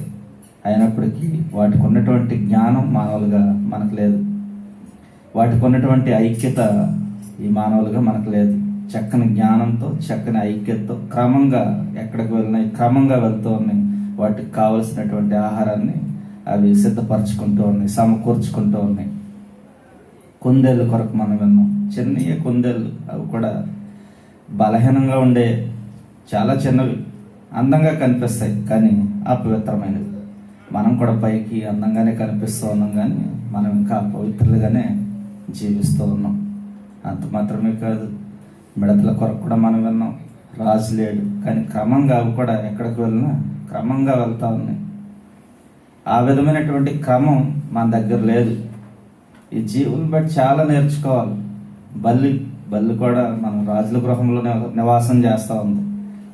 అయితే తేలికి తోకలో విషం ఉంటుంది, పాముకి తలలో విషం ఉంటుంది, మనిషికి ఒళ్ళంతా విషమే. బల్లికి కూడా ఒళ్ళంతా విషమే. బల్లి ఆహారంలో పడితే కూడా దాన్ని తినే పరిస్థితులు లేవు. అటువంటి భయంకరమైనటువంటి ప్రాణి. అయినప్పటికీ అది రాజుల గృహంలో నివాసం చేస్తూ ఉంది. మనం కూడా మన రాజు నివాసం చేస్తూ ఉన్నప్పటికీ విషపూరితమైనటువంటి హృదయాలతో మనం జీవిస్తూ ఉన్నాం. ప్రతి ఒక్క జీవుని గురించి మనం ఆలోచించేస్తే చాలా లోతైన విషయాలు ఉన్నాయండి. అందుకే భక్తుడైన సొలొమోను చాలా జ్ఞానంతో ఈ విషయాలన్నీ గ్రంథంలో భద్రపరిచారు. మరి నాలుగు కొరకు కూడా చాలా చక్కని విషయాలు మనం విన్నాం. నాలుగు అగ్ని పచ్చగా ఉన్న కుటుంబాలని, దేశాన్ని, సమస్తాన్ని కూడా ఒక నాలుగు నుంచి వచ్చే మాట వల్ల మొత్తం పాడు చేసేస్తూ ఉంది, కాల్ చేస్తూ ఉంది. అందుకే నాలుక అగ్ని అని మనం ఇప్పుడే విన్నాం. ఆ నాలుక అగ్ని కనుకే మనకి నోట్లో లాలాజలం వచ్చే ప్రాంతంలో ఆ నాలుక నుంచి వచ్చే వేడిని చల్లార్చడం వరకు దేవుడు ఎక్కడైతే దాన్ని అమర్చాలో అక్కడే దాన్ని అమర్చారు. కానీ అయినప్పటికీ మన మాటలు ఇంకా వేడిగానే ఉంటూ ఉన్నాయి. మన మాటల వల్లే అనేక విషయాల్లో అనేకమైనటువంటి సందర్భాలను మనం కోల్పోతూ ఉన్నాం. ప్రతి విషయంలోనే మన ఆత్మీయతను కోల్పోతూ ఉన్నాం, ప్రేమను కోల్పోతూ ఉన్నాం, సంబంధాలన్నీ కోల్పోతూ ఉన్నాం. ఒక నోటి నుంచి వచ్చే మాట వల్లే మనం. అందుకే మన నోటిని భద్రం చేసుకుని యథార్థమైనటువంటి ప్రవర్తనతో మనందరం కూడా ముందుకు కొనసాగుదాం. మన మందిరం కొరకు మనం ప్రార్థన చేద్దాం. అందరం కూడా మందిరాన్ని బలపరుచుకుందాం. చిన్న సమస్యలే మనలో వెంటాడుతూ ఉన్నాయి. ఇప్పుడు కూడా చిన్న సమస్యలే. ఎవరో ఏదో అనుకుంటారు, చర్చ్ మానేస్తారు. దానివల్ల వాళ్ళ ఆత్మీయ జీవితము ఎదగదు, వాళ్ళకి ఆశీర్వాదం కూడా రాదు. ఎందుకంటే చిన్న విషయాలు అవన్నీ కూడా, ఆ విషయాలన్నీ కూడా మనం అధిగమించాలండి. చిన్న విషయాలే, అందులో మనం ఆలోచన చేయాలి. ఎందుకు ఈ చిన్న పొరపాటు, ఎందుకు ఈ చిన్న మాట, అన్నీ కూడా నరం లేని నాలుక నానా విధాలుగా మాట్లాడేస్తూ ఉంటుంది. ఆ మాటల వల్లే మన ఆత్మీయ జీవితం, మన ఎదుగుదల అన్నీ కూడా మనం కోల్పోతూ ఉన్నాం. కనుక చక్కని సందేశం ద్వారా ప్రభుదినం మనతో మాట్లాడారు. మరి అందరం కూడా పరీక్షించుకుని మరొకసారి పరిశుద్ధమైనటువంటి ప్రభు శరీరాన్ని, రక్తాన్ని మనం భుజించాం. అందరూ కూడా అనాలోచనగా ఎప్పుడు కూడా దాన్ని స్వీకరించొద్దు. ఆలోచనతోటే స్వీకరించి మనం నిత్యరాజ్యం చేరే విధంగా మన జీవితాలని మలుసుకోవాలండి ప్రతి విషయంలోని. ఎందుకంటే అది పరలోకం నుండి వచ్చినటువంటి మన్నా కనుక ఆ మన్నాను మనం భుజించాం. మళ్ళీ నెలంతా కూడా మనం ఏ తప్పు, ఎటువంటి మిస్టేక్ చేయకుండా మన యథార్థతను కాపాడుకుంటూ మళ్ళీ వచ్చే నెలలో మొదటి వారంలో ఈ యొక్క గొప్ప విందులు అందరూ కూడా పాల్గొనాలని. ఇంకా ఈ దినం చాలా మంది రావాలి. మరి ఈ యొక్క రమదాన్ నెలలో పనుల భారాన్ని బట్టి రాలేకపోయి ఉండొచ్చు, అనారోగ్య పరిస్థితులను బట్టి రాలేకపోయి ఉండొచ్చు. కానీ అందరి కొరకు ప్రార్థన చేద్దాం. వచ్చే వారం అందరూ దేవుని సన్నిధికి నడిపించాలని మరొకసారి మీకు తెలియజేస్తా ఉన్నాను. మీరు వచ్చేయటం మాత్రమే కానీ మీ పక్కన ఉన్న వారందరినీ కూడా మాట్లాడి అందరినీ కూడా మరి దేవుని మందిరానికి నడిపించాలని తెలియపరుస్తూ ఉన్నాను. అంత మాత్రమే కాదు, మన త్వరలో మనకు వచ్చే నెలలో మీటింగ్స్ ఉన్నాయి కనుక ఆ మీటింగ్స్ కొరకు కూడా ప్రార్థన చేయండి. ఈద్ హాలిడేస్ వస్తూ ఉన్నాయి. హాలిడేస్లో ఏం చేద్దాం, ప్రేయరా లేకపోతే ఏందా అనేది ఈరోజు ఆలోచన చేసి మీ అందరికీ తెలియపరుస్తాం కనుక ప్రార్థన చేయండి. ఈరోజు తమ్ముడు సునీల్ పుట్టినరోజు. మరి మరొకసారి సంఘం తరఫున పుట్టినరోజు శుభాకాంక్షలు తెలియజేస్తూ ఉన్నాను. ఇండియాలో ఉన్నారు వారి కుటుంబం. మరి సంతోషంగా, ఆనందంగా ఈ సంవత్సరం అంతా కూడా దేవుడు ఉంచాలని ప్రార్థన చేద్దాం. మరి అమ్మగారు బలహీనంగా ఉండి ఈరోజు దేవుడి సన్నిధికి రాలేకపోయారు. మరి ఆ సహోదరు కొరకు కూడా మనం అందరం కూడా ప్రార్థన చేస్తా ఉన్నాం. మంచి ఆరోగ్యాన్ని, శక్తిని పొందుకుని వచ్చేవారం మరలా దేవుని సన్నిధిలో వచ్చేలాగా అందరూ కూడా ప్రార్థన చేయండి. మరి అనేక మంది కొరకు మనం ప్రార్థన చేస్తా ఉన్నాం. అందరూ కూడా చిన్న చిన్న విషయాలను విడిచిపెట్టి వారికి ఉన్నటువంటి ఆత్మీయ జీవితాన్ని ముందు కొనసాగించేలాగా అందరూ రావాలని మరొకసారి తెలియజేస్తాను. తమ్ముడు కొరకు ప్రార్థన చేయండి. మరి మేడం ఈ స్కూల్ సెలవులు ఇచ్చినప్పటికీ రిలీజ్ ఇచ్చేలాగా ఈ దేశంలోని ఐడి మార్చికి మరి ఇక్కడే బలపడి ఇంకా దేవుని పరిచయం గొప్పగా చేయలాగా మరి తమ్ముడు కొరకు కూడా వారి కుటుంబం కొరకు అందరూ కూడా ప్రార్థన చేయండి. ఇంకా దేవుడు ప్రతి ఒక్కరి జీవితంలో గొప్ప కార్యాలు చేయలాగా అందరూ ప్రార్థన చేద్దాం. అలాగే మరి ఎమ్మెల్యే గారు కూడా ఈరోజు రాత్రి బయలుదేరి ఇండియా వెళ్తూ ఉన్నారు కనుక ప్రయాణం కొరకు ప్రార్థన చేద్దాం. మరలా దేవుని చిత్తం అయితే మరలా త్వరలోనే మనం అందరం కలిసి దేవుని నామని మహింపడదాం. దేవుడి మాటలు దీవించను కాక ఆమెను. అందరూ లేచి నిలబడదామండి. ముగ్గురు ప్రార్థన చేసుకుందాం. అయ్యారు ఆశీర్వాదం ఇస్తారు. సకల ఆశీర్వాదములకు కారణభూతుడైన ప్రియ పరలోకపు తండ్రి, నీ శ్రేష్టమైన నామనికి స్తోత్రాలు చెల్లిస్తూ ఉన్నాం. ఎదిగేంతవరకు ప్రారంభం నుంచి ఆఖరి వరకు నేను నీ కృపలో భద్రపరిచి కొడుకుని దేవునికరంగా జరిపించారు. మీకు వందనాలు ప్రభువా. ఇదిగో ప్రతి విషయంలో సహాయం దయచేశారు. ఇదిగో నానబిడ్డల కొరకు ప్రార్థిస్తూ ఉన్నాం. వారికి ఉన్నటువంటి సమస్యలను బట్టి ఏదైనా రాలేకపోయారు. నేను వారిని జ్ఞాపకం చేసుకోండి. దేవుని ఆశీర్వాదాల కొరకు దయచేయమని ప్రార్థిస్తూ ఉన్నాం. ఇదిగో తండ్రి ప్రభా, మీ స్వరక్తం ఇచ్చి సంపాదించిన సంఘాన్ని కాపాడుకోవడానికి మాకు తగిన ఆలోచన దయచేయండి. ఈ మందిరాన్ని నాయన ఇంకా మేము ముందుకు తీసుకువెళ్ళటానికి బలపరచుకోవడానికి అనేక మందిని సంఘంలో చేర్చడానికి సహాయం దయచేయమని ప్రార్థిస్తాం. మీకు స్తోత్రాలు ప్రభా. ఏదైనా ట్రాన్స్పోర్ట్ ఇచ్చిన ప్రతి ఒక్క బిడ్డని జ్ఞాపకం చేసుకోండి. నేను వాహనాల చుట్టూ మీకు కంచివేయండి. వాహనాల ద్వారా అధికమైన లాభాలు రావడానికి సహాయం దయచేయండి. నేను ఇదిగో వాహనాలు నడుపుకుంటూ నీ మందిరానికి అనేక మందిని తీసుకొస్తున్న నామని మహింపరుస్తున్న ప్రతి ఒక్క సహోదరుని జ్ఞాపకం చేసుకొని ప్రార్థిస్తున్నాను. స్తోత్రాలు ప్రభా. వారికి ఏ విధమైనటువంటి ఇబ్బందులు సమస్యలు ఏవి లేకుండా నేను మీరే సహాయం దయచేసి నడిపించమని ప్రార్థిస్తూ ఉన్నాం. ఇదిగో వచ్చిన ప్రతి ఒక్క బిడ్డని జ్ఞాపకం చేసుకోండి. వారు ఏ అవసరంతో వచ్చారో అక్కర్తో వచ్చారో సమస్త మీకు తెలుసు ప్రభా. ప్రతి ఒక్కరిని జ్ఞాపకం చేసుకోండి. ఈరోజు బలహీనంగా ఉండి రాని బిడ్డల కొరకు ప్రార్థిస్తూ ఉన్నాం. నేను అనేకమైన సమస్యల్లో ఉండి రానైనటువంటి బిడ్డల కొరకు ప్రార్థిస్తున్నాం. వారందరినీ కూడా మీరు జ్ఞాపకం చేసుకోండి. ఇదిగో తండ్రి, మా నాలుగును నోటిని మేము జాగ్రత్తగా చూసుకోవడానికి కూడా మీరు కృప దయచేయమని ప్రార్థిస్తూ ఉన్నాం. ఎన్నో వాక్యాలు మేము వింటూ ఉన్నాం. నేను ఆ వాక్యానికి తగ్గ జీవితాన్ని మేము జీవించలేకపోతూ ఉన్నామంటే కేవలం మా నోటి నుంచి వచ్చే మాటను బట్టి మాత్రమే ప్రభు. మా ఆత్మీయ జీవితాన్ని కోల్పోతూ ఇతరుల దగ్గర నుంచి ప్రేమను కోల్పోతూ ఉన్నాం. నేను మరలా మేము కోల్పోయిన సమస్తాన్ని పొందుకోవడానికి చక్కని ఐక్యతలో మేము అందరం కొనసాగడానికి సహాయం దయచేయమని ప్రార్థిస్తూ ఉన్నాం. నేను నీ చిత్తమైతే అందరూ మేలే చేయాలి ప్రభు. కీడుని తలపెట్టకుండా సహాయం దయచేయమని ప్రార్థిస్తున్నాను. నీకు సహాయం దయచేయండి. ఇదిగో తండ్రి ప్రభు, మరొకసారి మా మధ్యలోకి నేను ఎమ్మెల్యే గారిని నడిపించారు. మీకు స్తోత్రాలు. చక్కని మాటలని నేను మాకు బయలుపరిచారు. ఆ మాటలు ఎంత లోతైన భావాలు ఉన్నాయి. ఆ భావాలన్నీ కూడా మేము తెలుసుకుని వాటి ప్రకారంగా మేము జీవించే కృపను దయచేయమని ప్రార్థిస్తున్నాం. ఇదిగో నాయన ప్రభు, అంత మాత్రమే కాకుండా పరిశుద్ధమైన విందులో ప్రతి ఒక్కరు నేను చేయిపెట్టారు ప్రభు. ఎవరైతే నైనా చేయిపెట్టారు ప్రతి హస్తాన్ని మీరు చూశారు. నేను వారు ఏ విధంగా జీవిస్తూ ఉన్నారో మీకు తెలుసు ప్రభు. నేను వారు ఇంకా వారి జీవితాన్ని యథార్థంగా పరిశుద్ధంగా జీవించే కృపను వారికి దయచేయమని ప్రార్థిస్తూ ఉన్నాను. ఇదిగో తండ్రి, మీ యొక్క శరీరాన్ని మీ రక్తాన్ని మేము భుజించాం తండ్రి ప్రభు. నేను మరలా మేము వచ్చే నెల వరకు కూడా మా యథార్థాన్ని కాపాడుకుంటూ మరలా వచ్చే నెలలో కూడా అందులో మేము పాలుభాగస్తులు అవడానికి సహాయం దయచేయమని. ఇదిగో మీ మరణం మా మరణం వరకు కూడా ప్రభు మీ రాజ్య సువార్తను ప్రచురించే బిడ్డలుగా మమ్మల్ని ఉంచుకొని ప్రార్థిస్తూ మరొకసారి ఈ కొడుకుని ప్రతి ఒక్కరికి దీవెనకరంగా ఆశీర్వాదకరంగా జరిపించేందుకు మీకు స్తోత్రాలు చెల్లిస్తూ వచ్చిన ప్రయాణాల్లో మీరు తోడుగున్నారు. మళ్ళీ తిరిగి వెళ్తూ ఉండగా మీరు సహాయం దయచేయండి. ఇదిగో ప్రభు, నేను ఇచ్చినటువంటి ప్రార్థన అవసరాలన్నీ మీకు తెలుసు ప్రభు. తమ్ముడు ప్రభాకర్ కుటుంబాన్ని జ్ఞాపకం చేసుకోండి. ఇదిగో తండ్రి, మీ పరిచయంలో బలమైన సాధనంగా వాడుకోమని ప్రార్థిస్తున్నాను. ఇంకా మేడం గారికి మంచి మనసు హృదయం దయచేయండి. సంఘం అంతా ఏదైనా నుంచి ప్రార్థిస్తూ ఉన్నాం ప్రభు. నేను మీరు సహాయం దయచేసి త్వరలో రిలీజ్ రావడానికి సహాయం దయచేయండి. ఇక్కడ వేసా మార్చుకోవడానికి మీ కృప దయచేయమని వారికి ఉన్న ప్రతి సమస్య నుంచి విడుదల అవడానికి సహాయం దయచేయండి. ఇదిగో తండ్రి ప్రభు, ఈ పరిచయం ఎంతమంది బిడ్డలు అయితే సహకరిస్తూ ఉన్నారు, హస్తాలు కలుపుతూ ఉన్నారు, వారందరినీ కూడా జ్ఞాపకం చేసుకోండి. ఎంతో భారభరితమైనటువంటి పరిచయాన్ని దేశంలో చేస్తూ ఉన్నాం తండ్రి. అయినప్పటికీ మీకు కృపనిస్తూ ఉన్నారు, మీరు సహాయం చేస్తూ ఉన్నారు. మీకు స్తోత్రాలు. మేము కేవలం ప్రార్థన మాత్రమే చేస్తూ ఉన్నాం. కార్యాలు మీరు గొప్ప కార్యాలు చేస్తున్నందుకు మీకు వందనాలు చెల్లిస్తున్నాం. అడుగు వాటికంటే ఊహించే వాటికంటే అత్యధికంగా మీరు మాకు ఇస్తున్నందుకు మీకు స్తోత్రాలు చెల్లిస్తూ ఇదిగో తండ్రి ప్రభు, ఈ రాత్రికాల సేవలో మరలా నేను ఎమ్మెల్యే రాజు గారు మరి ప్రయాణం చేసి ఇండియా వెళ్తూ ఉన్నారు. అక్కడ ఎంతో భారమైనటువంటి పరిచర్య ప్రభు, ఎంత గొప్ప పరిచర్య నేను ప్రభు చేస్తూ ఉండగా మీరే సహాయం దయచేయండి. ఆ పరిచర్యలో కావాల్సినటువంటి వనరులన్నీ కూడా మీరు సమకూర్చి నీ చిత్తమైతే మరలా మేము అందరం కలిసి మరొక దినాన్ని ఈ విధంగా నేను నా మనస్తుతించే భాగ్యాన్ని అందరికి దయచేయమని మరొకసారి వచ్చిన ప్రతి ఒక్క బిడ్డని రానటువంటి బిడ్డని మీ అసలు అప్పగిస్తూ ఉన్నాం. మీరేమి నేను దీవెన ఆశీర్వాదాలు సమృద్ధిగా వరకు దయచేయమని మా ప్రభు రక్షకుడు విమోచకుడు మా కొరకు ప్రాణం బిడ్డ తిరిగి లేసిన క్రీస్తు వారి నామములో ప్రార్థించి వేడుకుంటున్నాం పరమ తండ్రి. ఆమేన్. పరలోక ప్రార్థన. పరలోక ముందు మా తండ్రి, నీ నామం పరిశుద్ధపరచబడును గాక, నీ రాజ్యం వచ్చింది గాక, నీ చిత్తం పరలోకమందు నెరవేరినందు భూమి మీద నెరవేరింది కాక మనకు ఆహారం నేడు మాకు దయచేయండి. మళ్ళీ ప్రారంభం చేసిన వారిని క్షమించిన ప్రకారం మా ప్రారంభం క్షమించండి. శోధన నుంచి కీడు నుంచి తప్పించండి. రాజ్యంలో శక్తి మహిమ నిరంతరం నీవయన్నావు తండ్రి. ఆమేన్. మన పరమ తండ్రి అయినటువంటి దేవుని యొక్క ప్రేమ, ప్రభువైన యేసుక్రీస్తు వారి యొక్క రక్షణ కాపుదల, పరిశుద్ధాత్మ దేవుని అన్యోన్య సహవాసము స్థానిక తేజోమయుడు ప్రార్థనా మందిరముపై, అలాగే దైవజనులు రాజ్ కుమారయ్య గారు వారికి ఇచ్చిన కుటుంబము, వారికి ఇచ్చిన యావత్ పరిచర్యపై, సంఘంలో ప్రతి ఒక్క బిడ్డ, విడిచి వచ్చినటువంటి కుటుంబాలపై, మరి విశేషంగా సకల పరిశుద్ధులను సంఘము ద్వారా ఏర్పాటు చేస్తున్నటువంటి ప్రతి కార్యక్రమంపై నిలిచి మహిమకరంగా నడిపించునుగాక. ఆమేన్. అందరికీ వందనాలండి.